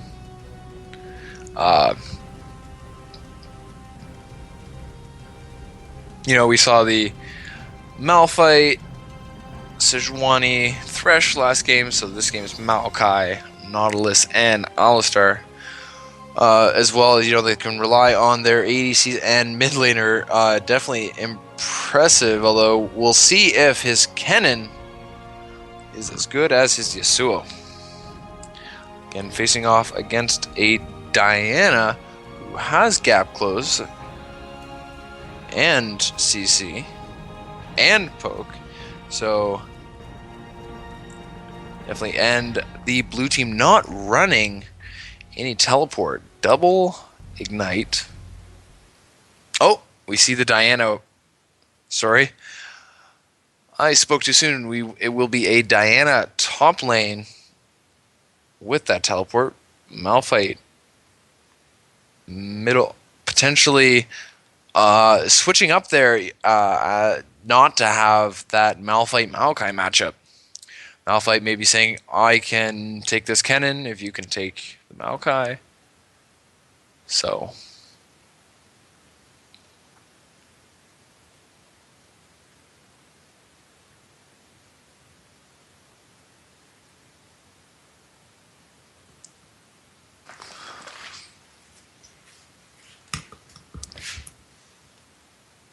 all right. So, looking at that Twitch lat, cannon support is possible. It will be in the mid lane this time, though. Definitely, cannon support maybe one of those things that you do when you also have an extremely bursty ADC.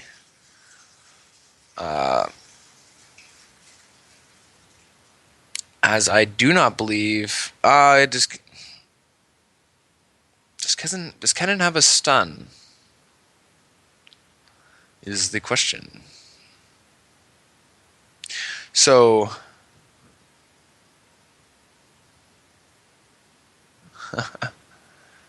indeed, a masterful Yasuo. Definitely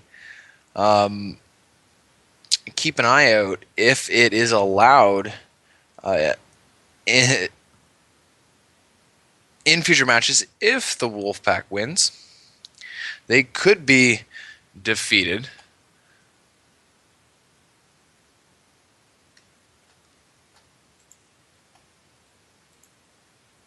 They are facing off against Raizu for life. Raizu for Laifu. Raffle against the Wolfpack. So, Raizu for Laifu is on the blue side. Wolfpack on the red side. Just about 40 seconds left in that spectator delay. Thank you for bearing with us.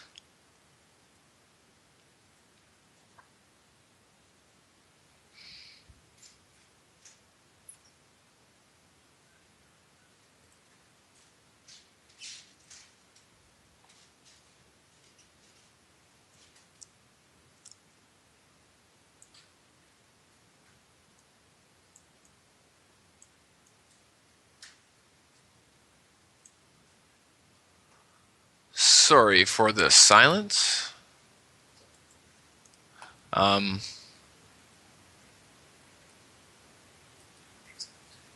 the bracket doesn't actually show them as having a win. And we are loading into game here. Let us know who you think is going to win. We've definitely seen the Wolfpack thrive on these triple tank compositions. Blue team, though, definitely with not to be dismissed. At least in a Malphite, go quite tanky themselves. Janna, of course, the queen of disengage. And Diana, of course, the gap close, the poke, the damage. And they should be able to get enough attack damage out of Lee Sin and Graves to warrant not just straight ability power. Magic resist item stacking.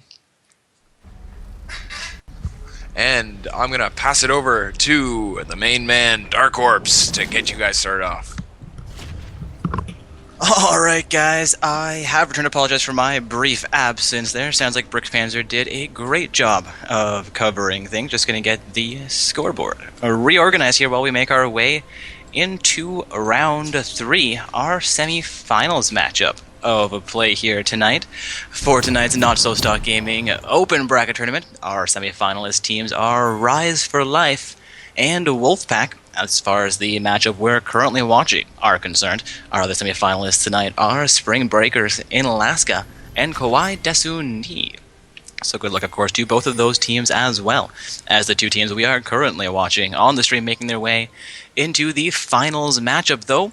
Of course, do not fret if you lose a semi-finals game. You still have one more match to play in that bronze match place, determining the 3rd and 4th placed teams for the evening. Of course, the top 4 teams do receive prizes for their participation this evening. That goes for both the main event as well as the secondary event.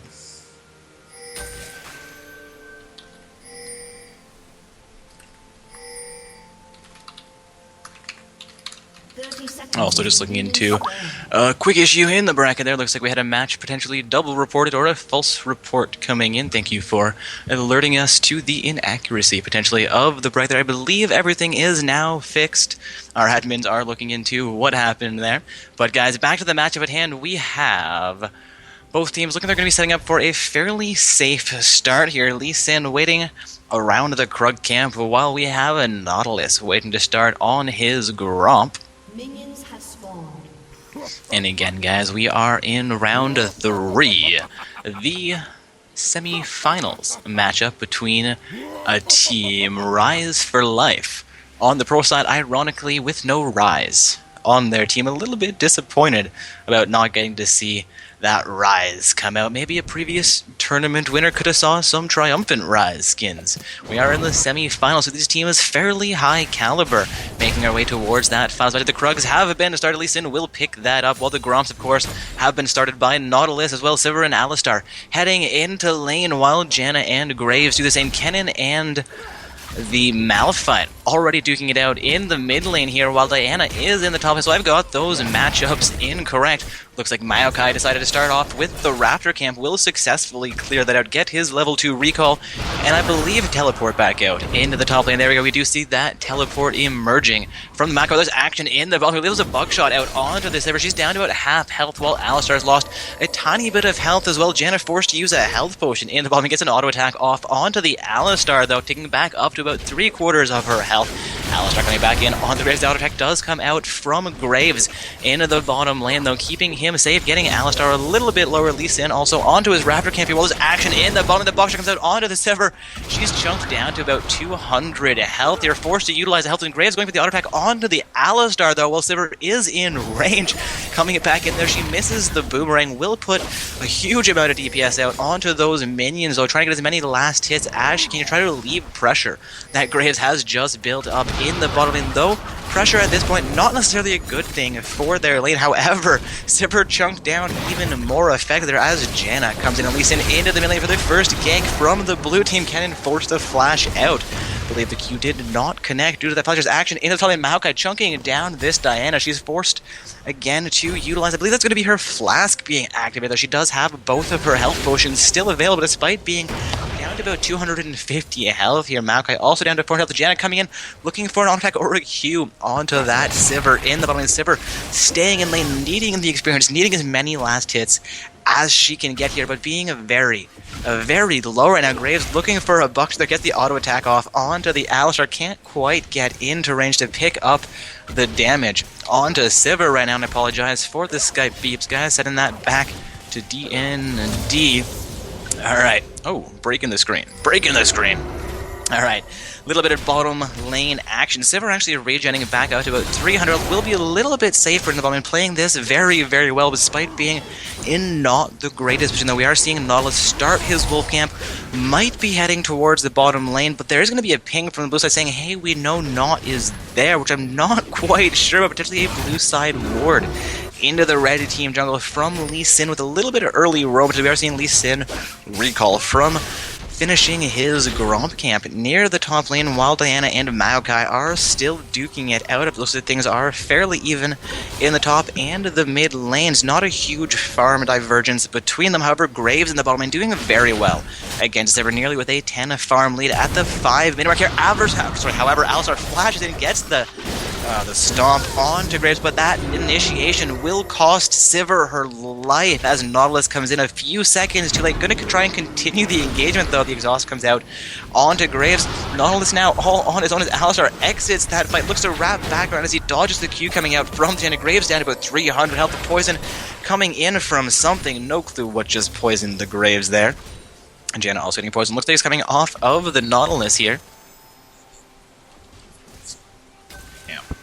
Anything that attacks you receives damage for every auto attack. Aha! A little bit of Gromp camp passive with that poison. Indeed, so we're definitely seeing a bit of what Riot was trying to do with changing the jungle and how it affects the game. So those different fights, the Raptor camp, I feel, late game is definitely one of the most useful buffs, as it gives you a sort of an oracle buff. Definitely great especially if you are against a Teemo. It picks up the shrooms. Of course, the wards as the standard item that you are looking to search out for. However, unlike the sweeping lens, it does not. I don't believe it negates vision of the ward when it's spotted. We see Nautilus engaging hard onto the mountain with a flash immediately away from that. So, Malphite recalling now up in farm. Yeah, looking into these lanes, the mid and top lane. Just switch the Kennen and Maokai around. Actually, they started out with Kennen mid lane, Maokai. Kennen top lane, Maokai mid lane. So they've actually just recently swapped the lanes out here, and we are seeing a fairly even farm numbers between all of these champions, actually, the mid and top lane matchup. So we'll see if Kennen actually stays mid, leaves Maokai up there in the top lane against. Or I apologize, did they start in the opposite direction? I'm just crazy. Somebody in Twitch chat, let me know. I've forgotten somehow. See Lee Sin, Kenny land the Q? Yes, he does. Waiting until after the flash, getting the slow, and getting the kill over to Diana. A very successful gang. Definitely, in the higher levels, great to, instead of engaging from the QC Silver being taken below the exhaust note, does Graves have enough damage? He picks up the kill. One last auto attack. And that's going to be the second kill going over onto Graves from that Sivir. Very good. A teleport from the Maokai, though. He go hard. Not able to. Looks like, Jonathan in that push. They'll probably interrupt the recall. Oh, Graves just gets away. As well as Jana. Okay, and I do apologize. It was Kennen actually starting in the mid lane. Brick was correct there. Maokai started with the Raptor camp and teleported top lane against the Diana, seeing Malphite in the mid lane. Again, the confusion between Malphite and Maokai. I think I just, swapped them both instead of just the Diana-Malphite pair, who I was confused on. We see Diana recalling now, very smart move. Kennen was rotating top. Has gone back to the mid lane now. So, Kennen up in farm over the Malphite. But, Diana out farming the Maokai. Junglers are even. ADCs that we see, big discrepancy between Graves and Sivir. However, we haven't really seen, Sivir performing super consistently thus far. Normally, been relying on that Yasuo and the jungle hyper carry. Yeah, and I suppose Yasuo was actually taken away from them this match. We saw the Sejuani ban. I unfortunately wasn't here for the pick and ban phase entirely, so it does look like Yasuo was taken away, and this is going to be a bit of a hindrance potentially for Team Wolfpack on the purple side. Again, guys, Team Wolfpack on the pro side for this semifinals matchup with Rise for Life. On the blue side, headbutt coming out from the Alistar. Lee Sin caught out now. The Nautilus all coming out. Being taken very low. Does hold Alistar very nicely into Kennen, so should be able to Kennen flashing it. Well, that's going to be a double kill right there as both Nautilus and Kennen go down. Indeed, will the Ignite be able to finish off Alistar? The triple kill for Graves. They're going to continue this under the turret. Launcher kill comes out. Looking for Maokai to teleport down to the bottom lane since Graves doesn't have a teleport to head up there. Where is this pentakill? Indeed, the elusive penta. And very effective against this Maokai. Now, well on her way. Looks like Kennen is also going that route. He was forced to pick up this item first, and of course the Malphite now with Social Shoes and the Haunting Guys will be able to start putting out pretty good damage. And Diana missing that Canyon minion. Oh, not being able to get the damage onto the Maokai as well there. And it is, we start seeing the prevalence of AP Malphite starting to come out. We're seeing him actually do fairly well, sitting at 0-0-4 and down only about 6 farm under the cannon. Will have an advantage in the mid lane, though it is only about a 200 gold advantage right now. Craziest thing, Graves picking up the edge at 11 minutes, just before 11 minutes. Very impressive. One of the fastest. You see Diana going hard onto the Maokai. He's not popping on that Nautilus. Right here, however, he's in. Also, right there, landing the Q, picking up the kill. Oh, Nautilus looking for the first kill for his team. He might be able to do this. He does pick up the kill. And gets away. I thought he was going to take that one. You see, Lee Sin, though, does pick up the kill. Nautilus sticking around to just take a Q to the face. Graves picking up a kill in the bottom lane on the Sivir. Sivir only with the pickaxe. Definitely no surprise there, especially with the support like Janna and getting that knock-up, which of course would either force Sivir to pop her spell shield, which leaves Graves open to smoke screen, or of course if she's spot out, then he'll smoke screen anyways. At this point, though, this might be the end of the Wolfpack.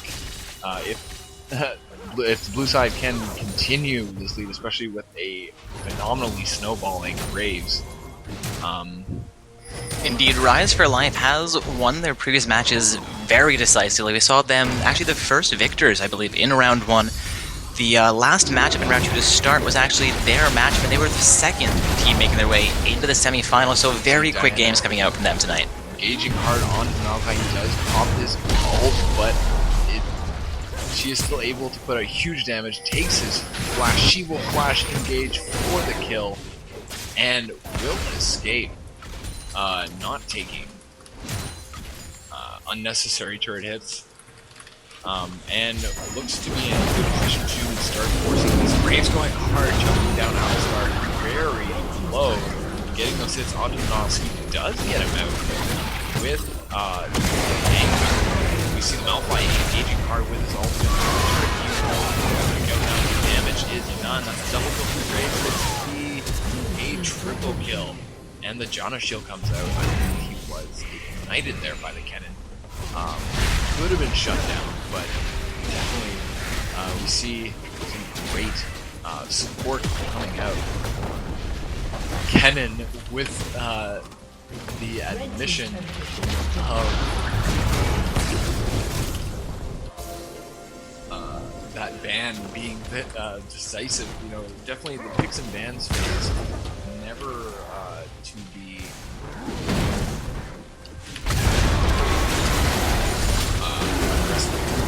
a bit of a team fight breaking out here, or more like Shadowms getting caught out there. We're going to see Diana go down to a 4 versus 1 fight.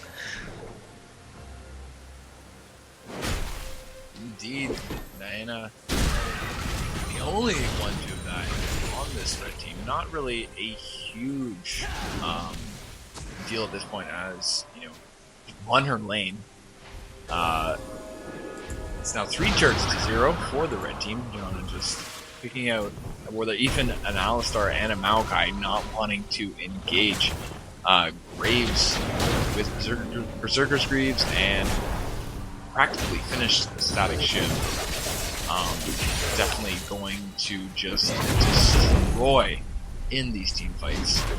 Doesn't hurt that Malphite is on his way to an Abyssal Scepter, which reduces the magic resist of enemies in your radius, so as well as the Sorcerer Shoots and the Haunted guys going Meandries, he's going to have so much Oh, Lee Sin into the mid lane here. Ken looks like he is going to be in trouble. Flashes out over the wall, though that might be an escape for him. Looks like Diana might be in a position to make something happen.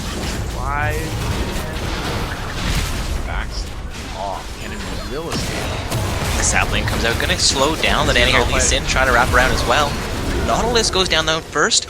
followed up by a quick Sivir kill for the Malphite. A very strong play there by the blue team. Now 17-2 with a solid 12,000 gold lead. 15 minutes into the game. Looking for their 4th turret here as they siege down onto this mid lane here. That will be a successful inner turret for Team Rise is Life. Looking for the inhibitor turret here as well now. Maokai is going to try and test Alistar and Kennen back up onto the map. 3 versus 5 against the inhibitor turret. Looks like Rise of Life thinks better of this. Dragon back up in 10 seconds. They are in a pretty good position to take it. Yes, definitely.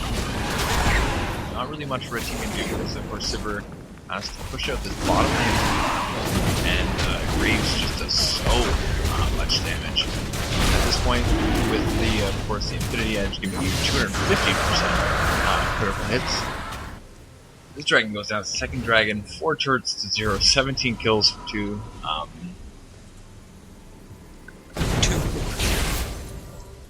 Yeah, blue team definitely dominating this matchup. Where is... oh, there's Diana. Okay. So, they're gonna have to be rotating to this top lane to deal with that farm. Looks like they do have a minion wave again that should actually lock down the top lane for them. However, pushing it back in isn't exactly a bad choice. We also see Graves looking to head down into the bottom lane here, potentially finishing off the Krug camp before he does a little bit of additional gold, a little bit of additional experience there. It's going to be a great play for the Graves. He's up about 70 farm, nearly double the farm on his laning opponent. We are seeing Diana slowly growing her farm lead against the Maokai in the top lane as well, up about 30 farm over him. Ken has done really well in the middle as far as maintaining his farm goes, at the very least. However, again, Diana that 17-2 kill score. Nautilus ult is but it starts going hard. The Malphite ult coming up, but Diana is finished off by Nautilus. Graves coming in to go under him.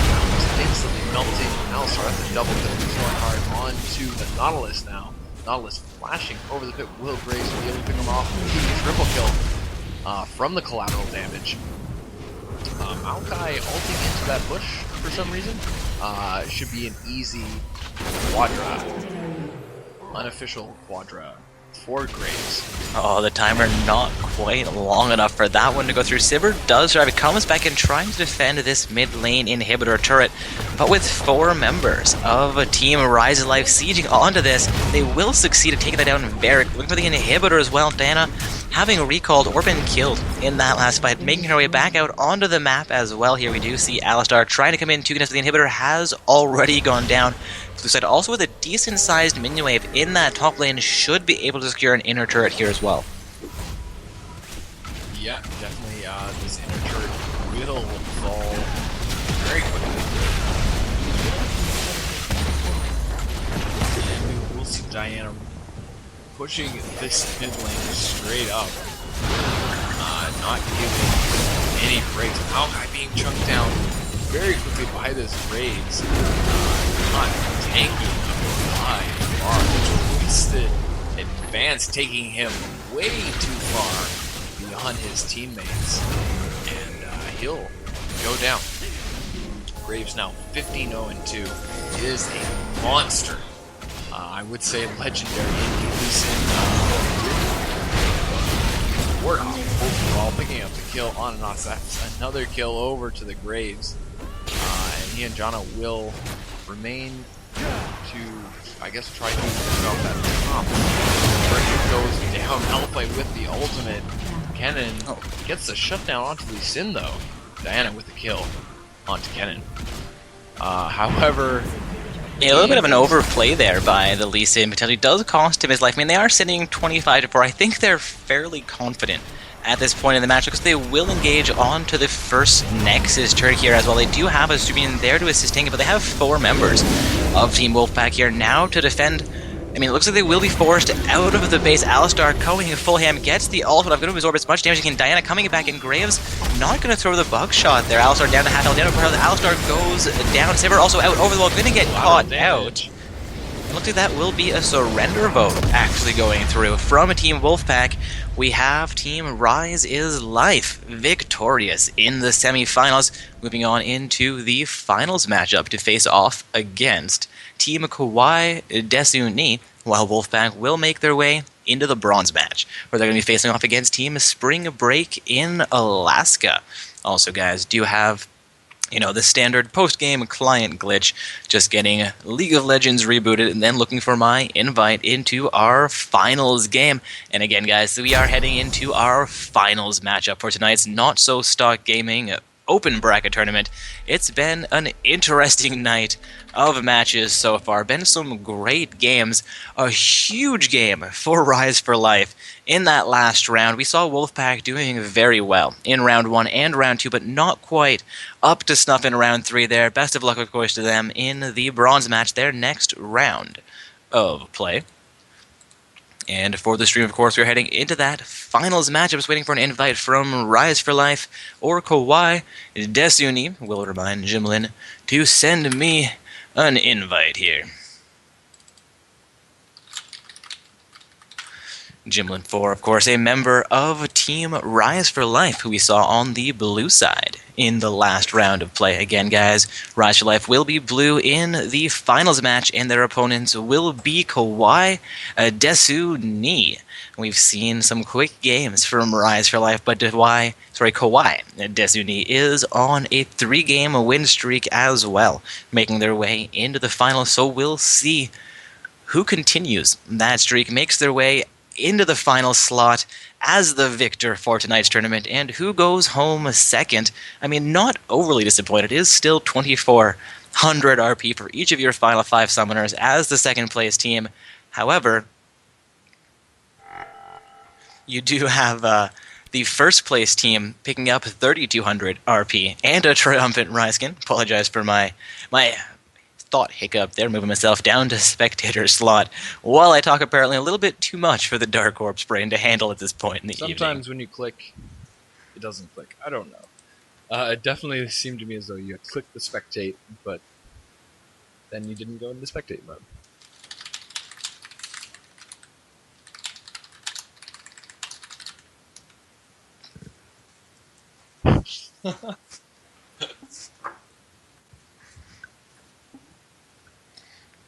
A little bit of debate in the chat lobby here about the team name on the blue side. Yes, it is technically Rise U for Life U.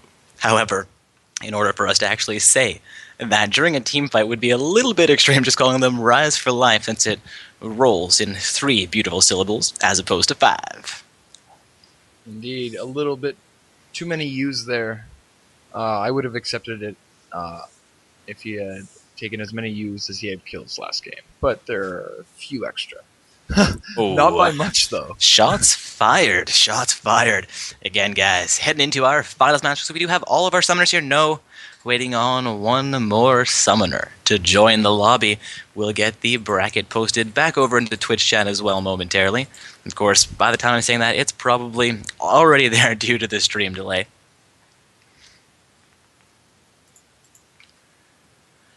Wow, and we see some challenger tiers coming out. Indeed, should be I wonder an what interesting road match here. Perdition took to get there, and if anyone got that joke. Well over my head. Can find out, though. No, there's a movie called Road to Perdition. That's a reference I would not get. Unfortunately, my pop culture not quite what it has been. That is a solo queue challenger, though, with about 120 wins. So congratulations to Perdition, making your way into the challenger tier. Checking out Jail with 16 wins. I suspect that will be a team ranking for his challenger tier, but we'll see when we get there. Indeed, Diamond 2 in the solo queue. Still not unimpressive in the least, though. Indeed, a very cool DJ Sona background.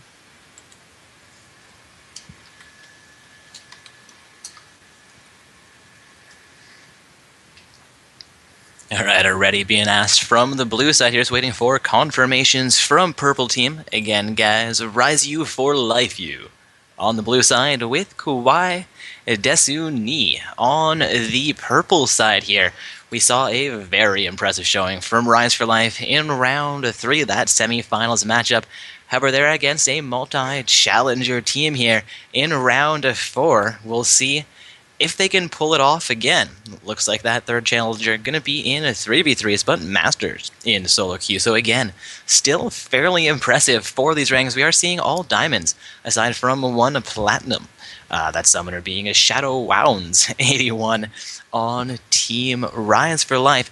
Though again, we saw them do so well in that last round. So I'm expecting this matchup should actually be pretty close. We are into champion selection here though, so we'll see what they opt to ban. Cassiopeia, actually the first ban there, kind of a surprise to me, but that might be a targeted ban. Absolutely, you can always go and view champions' recent summoners' recent games, and then it'll tell you what their teammates played and their scores and all that good stuff. So we see Rek'Sai will be the second ban from the red side. Pretty standard ban. Rek'Sai is very strong jungler, very, or if not strong, then at the very least pesky. We will see Hecarim.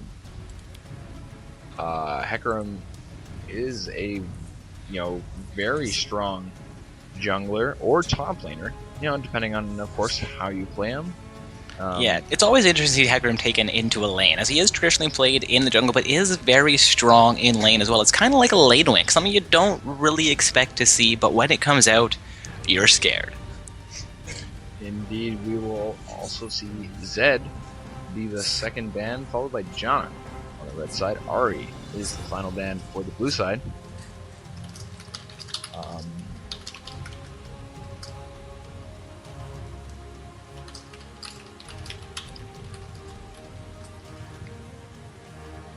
So yeah, the Ari ban might be a response to the Zed ban, as Alright, we're actually seeing Bard picked up here.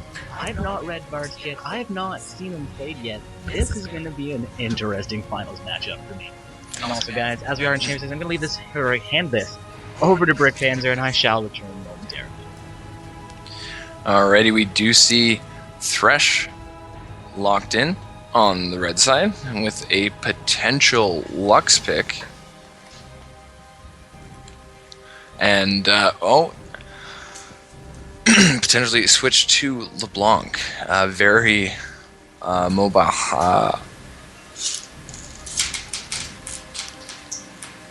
It will be locked in. LeBlanc definitely not to be trifled with. Interesting to see how the blue team plays that out. Haven't seen a Nocturne in a while.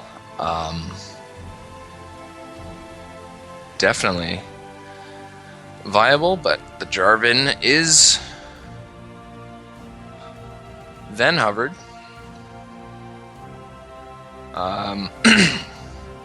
Maokai and Jarvan just very strong,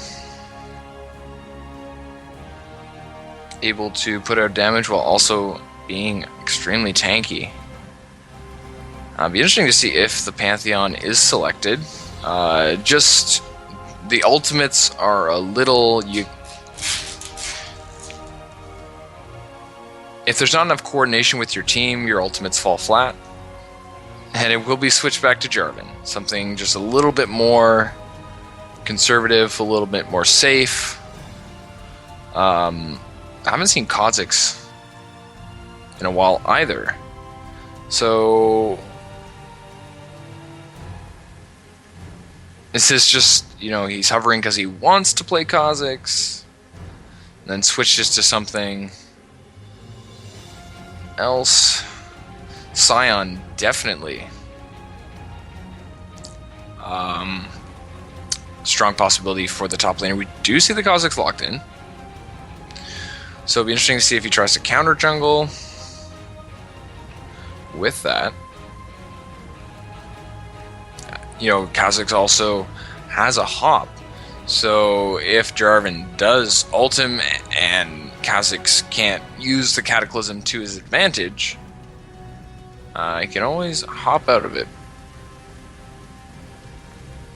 Which is not a bad, or hop into it, depending, if Jarvan has one of his teammates singled out who needs help, like the ADC or anything like that. Kha'Zix can always hop into it and proceed with the mayhem. So we're still looking for the ADC and the mid laner here. Could be seeing a Malphite mid again.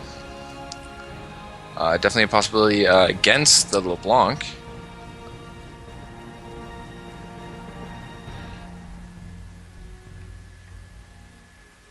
I'd personally like to see a Corki come out. I haven't seen Corki played in a while. Definitely a strong ADC. Probably going to go for Graves again. There we go. That is locked in. Kassadin.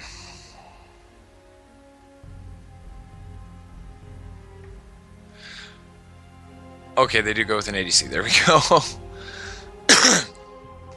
So we have a Corki hover. Corki is pretty effective against Graves, as his ultimates can account for, his abilities can account for quite a bit of his damage, so the smoke screen. However, it'd be very nice to see Tristana picked out here, since the new update definitely changed things around.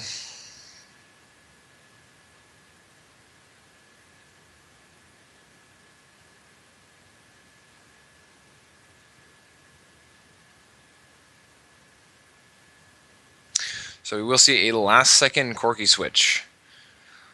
So, alright, everything's locked in here. About to get underway in this finals match of the Not So Stock Open Bracket Tournament. So on the blue side, we have Jimlin 4 on Malphite.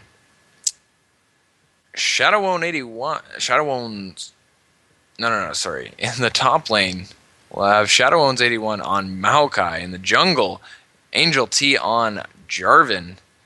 In the mid lane, Jimlin 4 on Malphite. ADC Tank the Beast.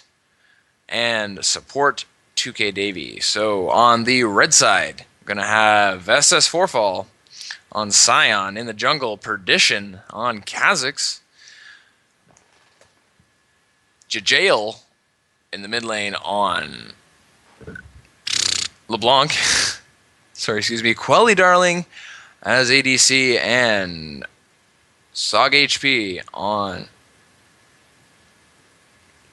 support. So let us know who you think is going to come out on top in this match. We definitely saw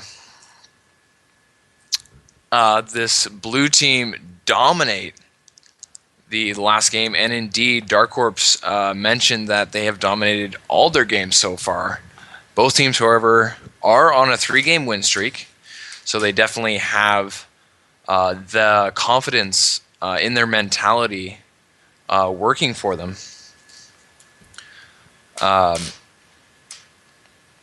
Definitely going to be interesting to see if Tank snowballs in the incredible fashion we saw him last game. However, that Kha'Zix challenger, solo queue challenger jungle, definitely a scary thing. Kha'Zix jungle, something you bust out with confidence, definitely, as he can be stopped. A bad gank, or maybe it's just because I am not good enough at this game to rally myself as often on Kha'Zix as I'd like, but Indeed, Kha'Zix, one of those great assassin junglers, but you gotta know what you're doing there. I mean, you gotta know the mechanics, use the stealth, use those bushes, get in, get yourself back out successfully. Pick up those 2v3 kills, pick up those 1v3 kills, pick up the double kill, get yourself back out sometimes on Kha'Zix, but again, kinda like Rengar, you see him played really, really well throughout all tiers of play, but I've tried it a few times, and the answer is nope. Nope. No. Indeed, I have not. I have not picked up Rengar yet, but have definitely been shut down as Kha'Zix by Rengars. Had it been just extremely frustrating. However, we'll be getting into this match momentarily. Just 30 seconds remaining in this spectator delay. Oh, Indeed, nearly into this game. And again, guys, we are heading into the finals matchup here. We do have 3 challengers, all from different queues, playing on the purple team versus the mainly diamond roster from the blue side with that one platinum player. So they will be their top laner. Shadow Owns. Shadow Owns. Shadow Owns. There we go. Called it WoW earlier on, like Shadow WoW. Man, I feel dumb now, but of course it wouldn't be a tournament unless Dark Horse butchered at least one summoner name. Indeed. Some summoners' names, I believe, though, are crafted to trip up the tongues. We will see the classic Shamrock Malphite. Little bit of the St. Patrick's Day hype there, and a happy belated St. Patrick's Day to all of our viewers. Indeed. Very cool. The new Ravenborn LeBlanc, very snazzy skin. We see the Dragonwing Corki and Mecha Kha'Zix, 2 very cool skins. I'm pretty proud to own. Well, not proud, but happy. There's purchasing things. They're quite easy. Not an accomplishment. Everybody purchasing their items here have loaded it into game. Looks like we will be good to go. I'm kind of surprised we've seen this entire tournament without a single pause for the stream. Indeed, quite nice. Seems like servers are a go. Personal internet. What am I seeing here, guys? That- I see Malphite, Jarvan 4, and Maokai on a single team. Indeed, Malphite mid, Maokai top, Jarvan 4 jungle. Kind of curious how Bard's going to play in this. I suspect him to be kind of a utility tank role, but I hear he has lots of damage ability as well. Again, guys, I have not seen Bard yet, and I have not actually read his kit, so gonna be a few surprises here for me in this matchup. Indeedy do. I lost my train of thought. The site war there. Red side setting up in the river potentially for some counter jungle. Kha'Zix does have that site ward placed over the wall behind it, but not quite into the bush, if I'm not mistaken. Mm-hmm. So definitely going to be really cool seeing the high-level Bard plays and how the higher-level tiers have taken him, because he is definitely a very useful support. Definitely, when played properly and with great map awareness, he can just make things happen. That Gromp camp being initiated on here, looking for Kha'Zix to get as strong a start as he can. Again, he can be very strong, but I believe is at his strongest during the mid and late games. Also some action here as Sion goes for the counter jungle against the Maokai. Potentially just a little bit of a top lane skirmish down the river there, I guess, as the blue buff and the Gromp camp are both still on the map. Jarvan 4 in the bottom half here on the blue side jungle. Indeed, we will see Thresh taking quite low. Buckshot also connecting there. Bard, if he shoots, I don't know if it's his Q, but if you knock back a champion into a minion or a wall, it stuns them. If you knock a champion back into a champion, I believe it stuns them both. Very useful skill there. Sort of a combination of Vayne's, not the silver bolts, but the condemn. Is it her condemn? That sounds right. Condemn with the knock up into the wall of the sun. That does sound correct. Look at again, Twitch chat. Feel free to correct us if we're wrong there. My kit knowledge is not perfect. Action into the bottom here. Kazakhs gets the first gank in the bottom exhaust out onto that Grace of Gallon gets out from the Corky. And the death sentence from Fresh will secure a kill as Kazakhs gets up first blood on the Bard in the bottom lane. Looks like Graves won't quite go down there, but still, first blood is enough for that gank to be considered successful. Indeed. First blood onto your Kazakhs, definitely something, definitely great for the Kazakhs. Obviously, he's able to back and not only pick up the Chilling Smite upgrade, but also, you know, a longsword. Normally, your first back, you're normally just picking up some pots and your skirmisher saber upgrade. First blood is really good for him. Absolutely. He's also got 3 pots, so definitely Scion in a little bit of trouble here. Oh yeah, Kaz is coming up behind the Maokai though. Say Maokai tries to exit through the purpose action in on the corner to get Gatling up through the death that comes out onto this Grace. Thresh getting so very low here, despite grazing low as well. The heal does come out, keeping him alive a little bit longer. Corky just on attack, but Kazakhs picks up that kill in the top lane. Camera, of course, not showing us the top lane skirmish. Indeed, so we saw some of Bard's abilities coming into play there. Graves was able to just back there and pick up some health and mana. Bard can lay those down, but they do take about 10 seconds to fully charge. Getting the stun onto Corky. Graves engages hard with the buckshot. Will he be able to? Oh, Darmford not quite with the EP combo there. Does go hard, might pay for it. The purple side ward going out into the bush, the play coming out onto Darmford. He's down to 200 health despite Corky being down that low as well. Darmford goes back and picks up the kill. Oh no, Bard actually picks the kill. That health coming out from the Scion in bombing. The slow lance and Thresh will pick that up, but another teleport from Maokai. Both top laners. Big and early rotations coming out here. Kazakhs also looking to roam down to the bottom lane, will intercept the Maokai, potentially assist me. Pings coming out here saying, I see him coming. Or a little bit early, but Maokai huge amounts of damage already from this Kazakhs. Of course, he is able to do lots of damage when his enemy is solo. Oh! He is caught out the knockup, but he's also able to immediately just follow Maokai right into that jungle. Picks up the kill. He will die for it.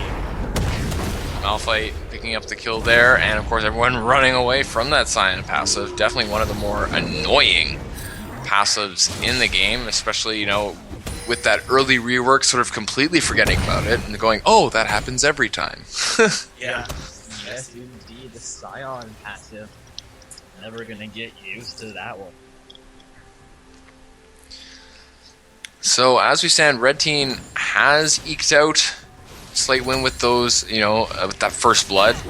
Of course, going on to the Kazakhs, they are still up in kills as well. LeBlanc is backed, but Malphite has not. So it'll be interesting to see if he is able to complete that first item, Haunting Guise.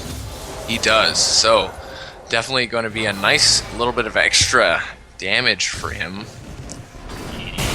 Malphite build going Haunting Guise with the health and seems to be fairly effective. Also, looking down the score, we do have a 42 kill score so far in favor of, let me double check this team name so I don't butcher it, Kawaii Desumi. And again, guys, Rise for Life is on the blue side, putting 1,000 gold lead there. For the pro side again, Kawaii Desumi. No turrets and no dragons. Yeah, Malphite getting the knockup and the ultimate onto Maokai. That level 6 right there gets the slow. Is he able to get that damage? The shield comes up, but Maokai re-engages, getting the kill. Too much minion aggro, but the Scion passive. And that will be an exchange in the top lane. But Death Sentence landing onto the Bard.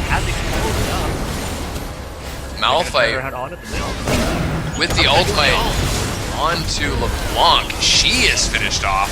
Jarvan's able to come in with a knockup onto Thresh. He plays him away. Kha'Zix. Grabs the death sentence onto that Malphite. Malphite really will come in under the turret, picks up the kill onto Kha'Zix. One more turret hit would have finished him off, but he's out safely after that, And- evening out the turret score. I Indeed. apologize, the kill score. Graves going hard onto the Corki. Corki having to pop his health potions. Now the kills are all evened up. The gold is practically evened out. Indeed, only a 100 gold difference. This matchup has had that gap close. Looking down the scoreboard, Scion does have a sizable lead in the top lane. Jarvan 4 with a decent lead over Kha'Zix in the jungle. Malphite again down under the LeBlanc, and the bottom lane fairly even. Yeah, indeed. And Jarvan has, the farm lead and has participated in equal amounts of kills as the Kha'Zix. So we see this blue buff going over to the LeBlanc. Blue buff is nice to have as Kha'Zix, but definitely having your mid laner with that mana regen, cooldown reduction, always a good thing. Malphite will be locked down there. A little bit of poke coming out from the LeBlanc. Not a whole lot, though. Indeed, handing that blue buff over onto LeBlanc at this point in the game is a difficult choice for him. He is ahead of LeBlanc, so she can use it to try and get caught up with Malphite. Try and get ahead of Malphite. I apologize. She is ahead of the Malphite right now, but he is 201 where she is 012, so their goal score should be fairly even, if not with her added deficit, where Kha'Zix does have an advantage over them for as far as kills are concerned. Malphite keeps a death sentence. Looks like Evans won't quite get out of LeBlanc. It does go back in with his sword, and The the Ignite. health potion's taking away, but it's not enough. Malphite does go down.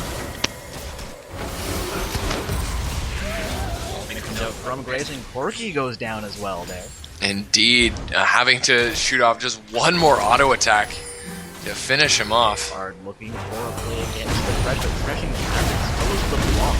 Looking to make it not a play for the Bard. Bard is down fairly low here. Graves not able to come into a single block. Looking to shift in under these turrets. Secure skills. It's probably the same as action.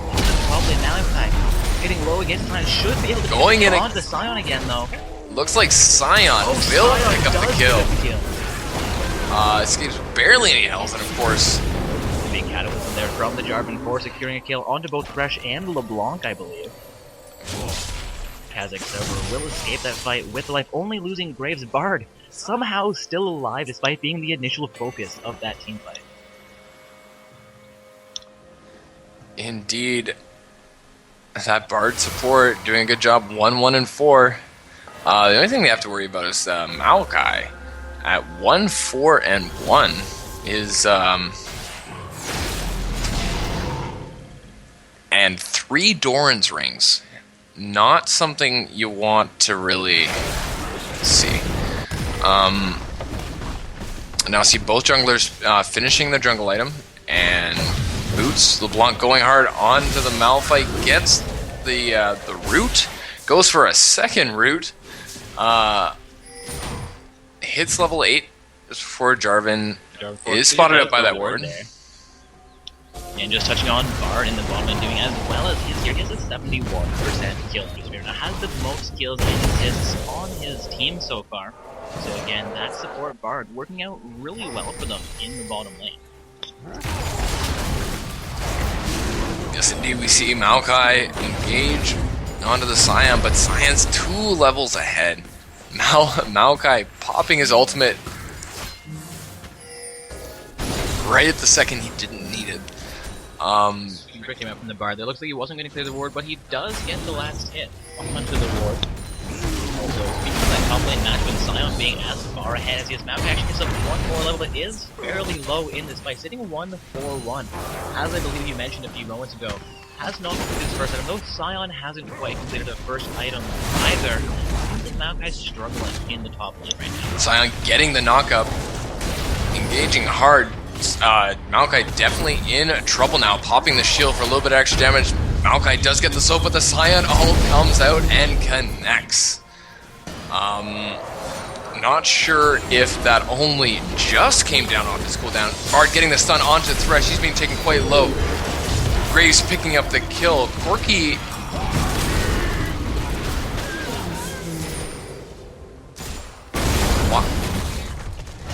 Why did Corky go invulnerable there? Oh, that's one of Bard's abilities. Aha. I was confused because I was like, Corky didn't build Azonias. Wait, Bard makes the enemy team. Yeah, he freezes them. Ah, okay. Interesting I mechanic there. believe it's his ultimate. It's a time stop. We are seeing that first Dragon Arbor go down to the blue side uncontested due to the plays in the bottom lane, resulting in their favor, of course. Scion and Kha'Zix, I believe, however, while we were a little bit distracted, did secure the first turret of the game. Their team cleared out Dragons, who had one Malphite turret. out coming hard onto the LeBlanc. She does get away.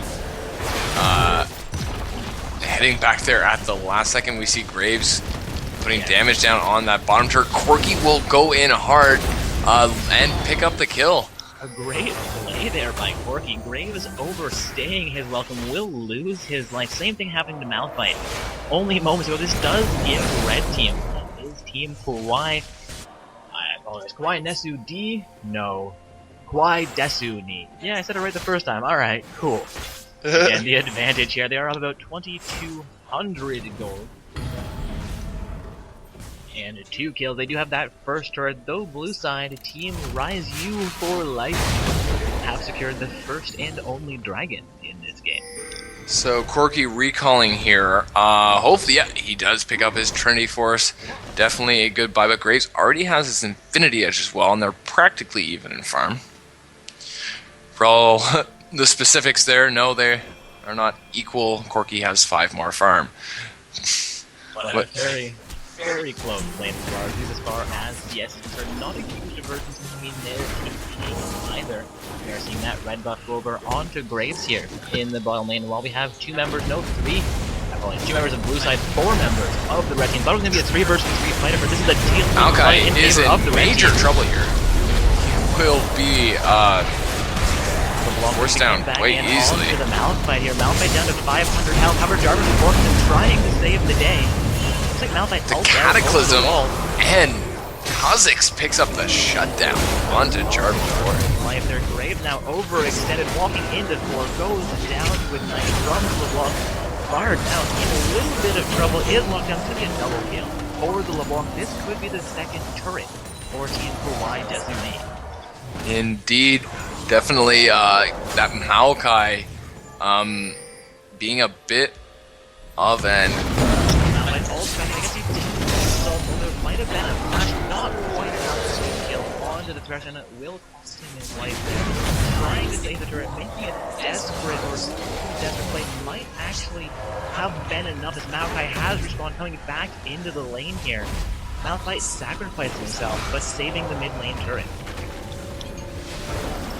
Indeed, Malphite probably hating this game right now. Like, why did I not just get that extra little bit of damage? That would have been so nice to pick up the kill. Indeed, Thresh surviving with sub 100 HP from that fight, making Malphite's efforts more or less for naught. However, again, saving the turret still, in my opinion, worth it, though it may have stayed up either way. He probably was looking for that Thresh kill.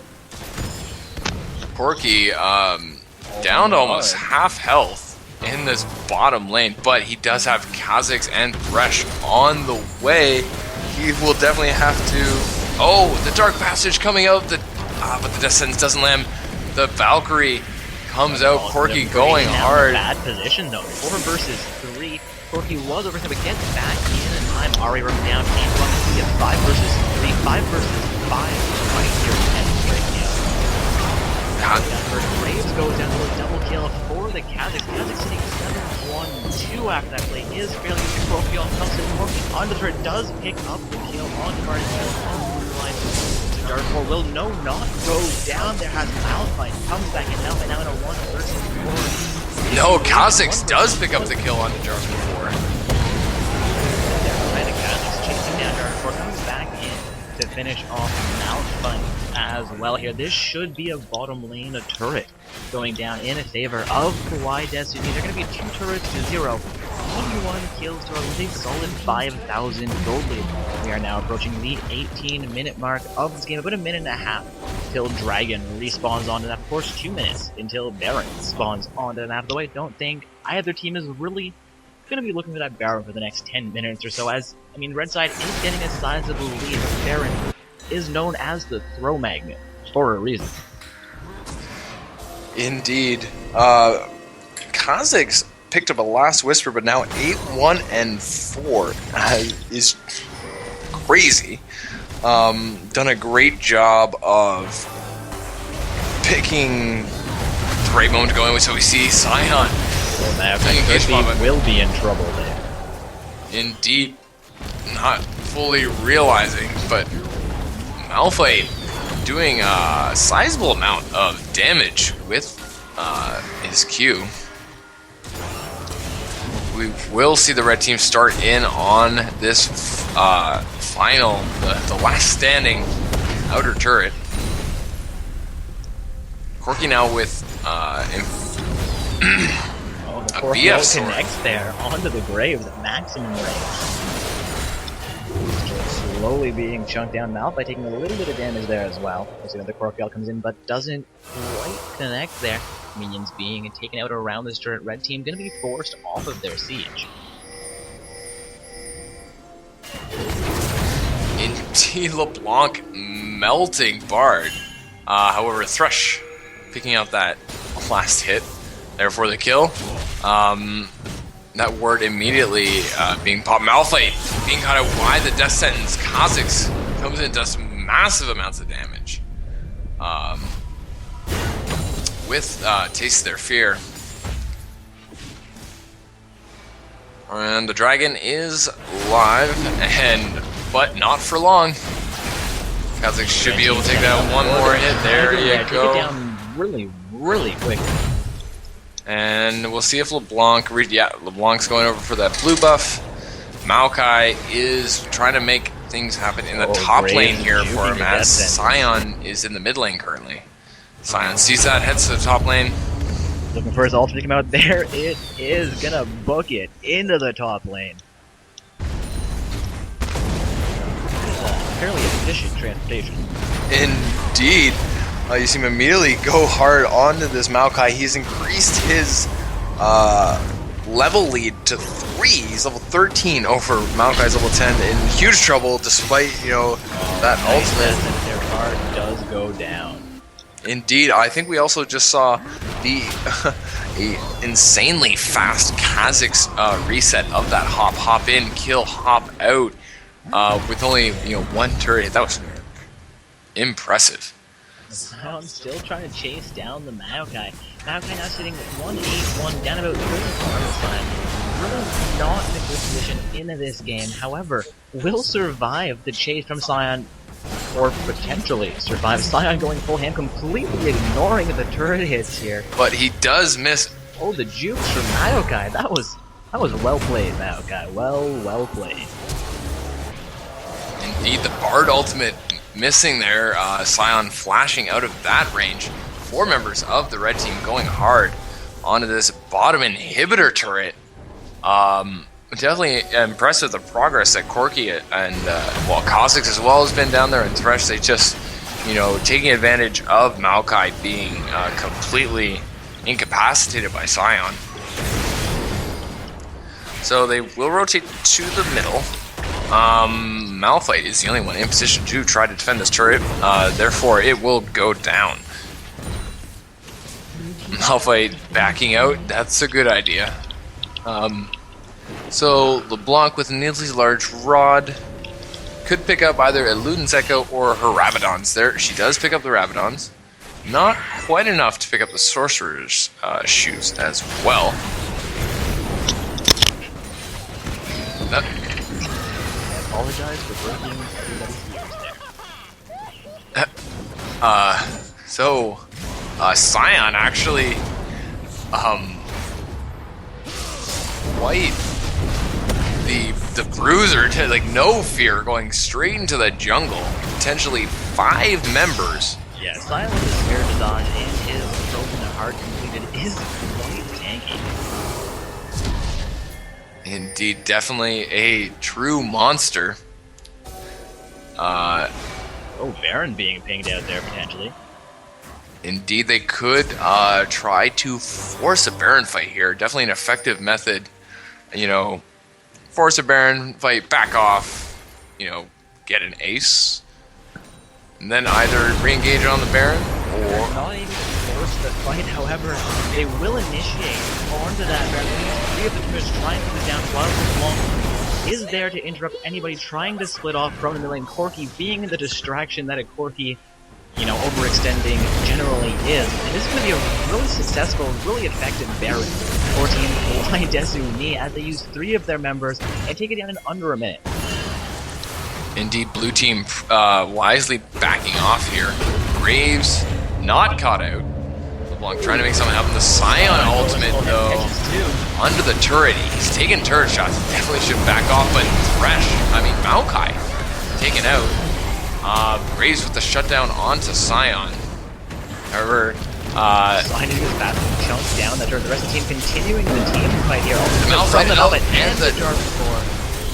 Up to take Corki down and the counter. Big play for the blue team, but at this point in the game, I'm not sure it'll be enough. LeBlanc does pick up the double because she has gone down there. Bard picked up the double, and this Bard on point scores the ace, and that's going to stop the advances. Wait for the Baron from the red team. Blue team really not willing to give this up, despite being down a sizable amount there. They closed that 10,000 gold gap down to 8 with the last team fight. indeed, however, I fear that at this point, the red team will able to just sort of keep going. Dragon is up in a minute. I mean, we're only about 25 minutes here. We're seeing a 28 to 16, so for 4 turrets to 1 dragon to 1 arbor. Again, about a 9,000, 8,000 gold lead here. For their purple side, they have farm leads in all lanes. They have the kill lead. They have the turret. They've been on point this matchup. But if you overextend, if you make those misplays, and you continue to do it, anything becomes possible again. They had a huge fight there. They could have taken the mid lane inner, probably could have taken the inhibitor turret as well there. But looked like a little bit of miscommunication potentially. They overextended, went too deep against the blue team, and that play cost them. Indeed, Kazakh's waiting for LeBlanc here. She better hurry. Indeed, that golem just hammering away on Kazakh. LeBlanc finally realizing she needs to respond here. There, she finally picks it up. Kazakh's will recall. Wonder if he's going to be attempting to finish his Hydra. And it'll be interesting to see if that Brutalizer goes into a Black Cleaver or a Yomu's. But we will see them actually start the Dragon. So if this is picked up here, it will be second Dragon. Oh, the stun comes out, but Another cost him his life. Dragon does go down to the red side there. First kill does go to the second kill going through his Maokai. Gets junked down to nothing. Corki Valkyrieing in over the red buff bit. He's gonna follow up with something there. Not quite sure what that was. that's one of Bard's abilities. So he can travel one direction through solid objects. But But the enemy team both just follow teams, you. yes, absolutely. Interesting. Interesting.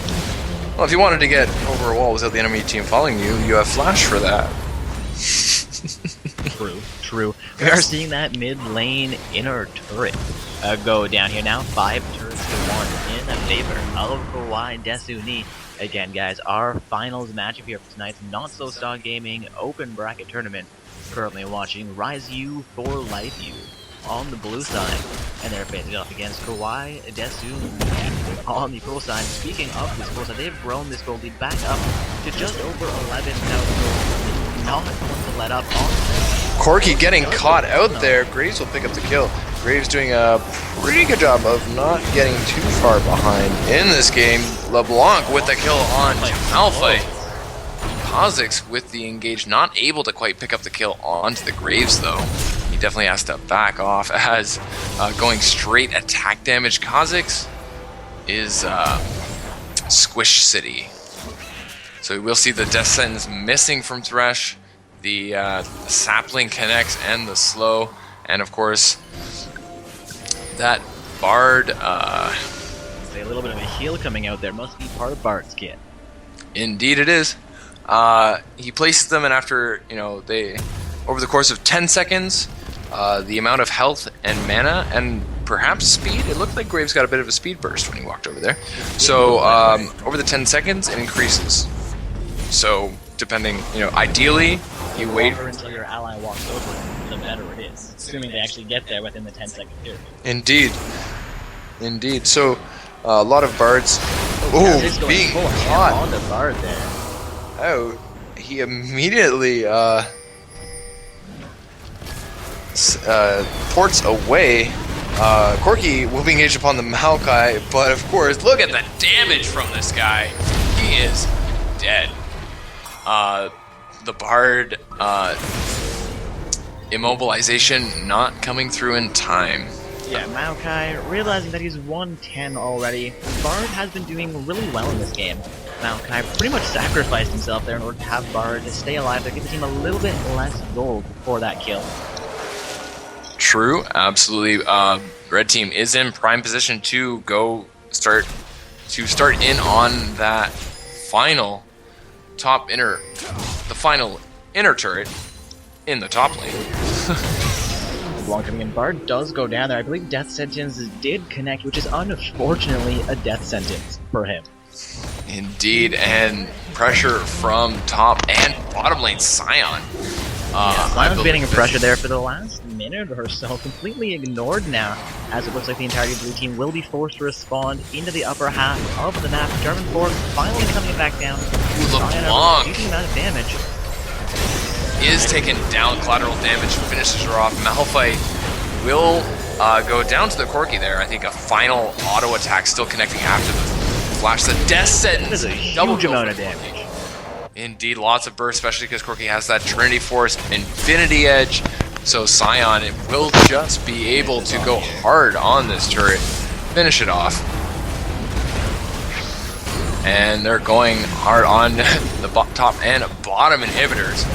It'd be great to have those giving you super minions. Corki going hard onto the Bard, and Scion picking up the kill onto Graves.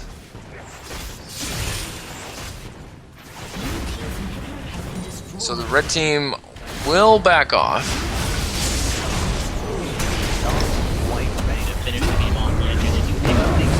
The Malphite out onto Kha'Zix, lots of damage to the Jarvan. Kha'Zix goes down. That's a great play for the blue team. Indeed, Bard picking up the kill there. Perhaps not who they exactly wanted to have the kill going to. Would have been. Oh my goodness, Corki onto this Maokai. Maokai just not. Corki trying to make something happen here with this kiting. He will Valkyrie away. Can he pick up the kill onto Jarvan? He flashes, and there he goes, unstoppable.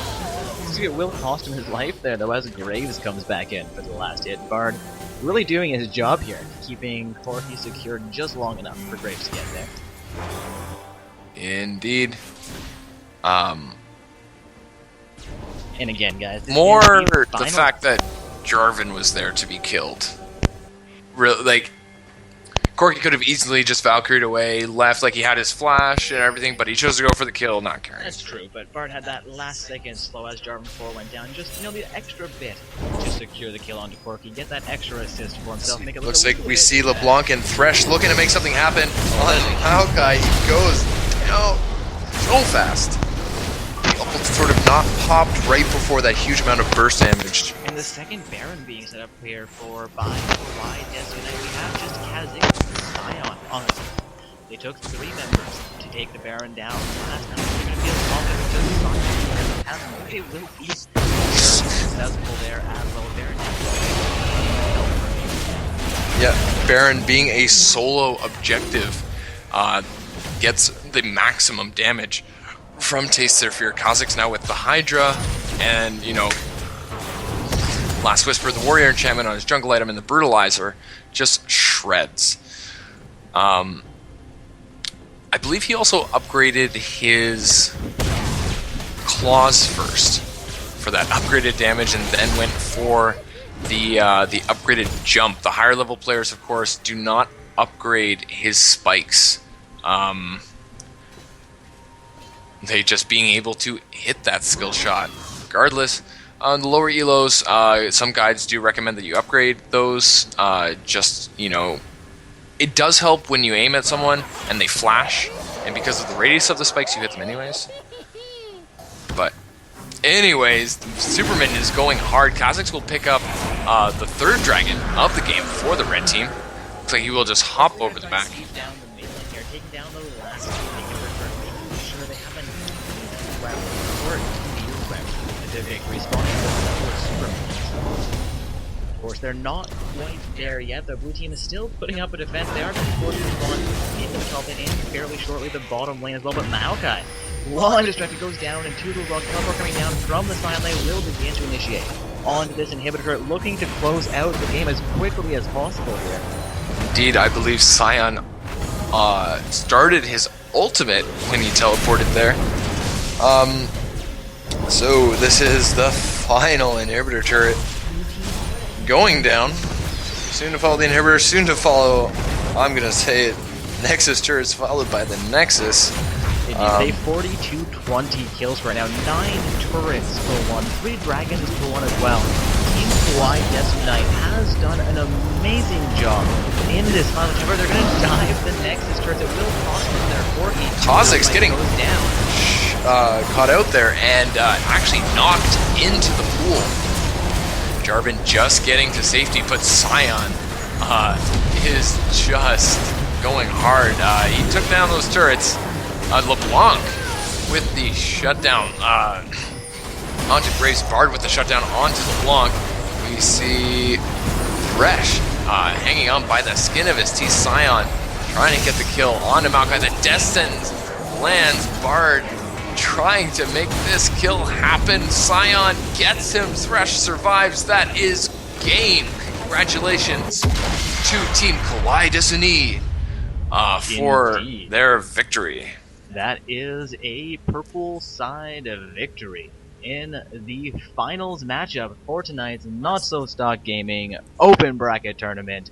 We have Kawaii Desu Knights as our first place team, with Team Rise You for Life You as the second place team, Spring Breakers in Alaska as the third place team, and Wolfpack coming in a close fourth here.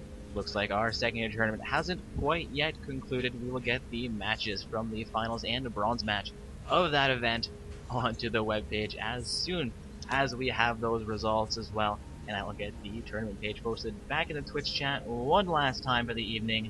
But with that, guys, we are concluding tonight's tournament stream. And I apologize, I can't go to the end game of screen as much as I would like to show those scores, go through the graphs and stats quickly before we conclude tonight's stream. Every time I exit the game, we have a little bit of a glitch and just things don't work out. So here we have the scoreboard on the victory screen, a purple side victory in the finals matchup. So this is Dark Orbs, And Brick Panzer. and we're signing off for the evening.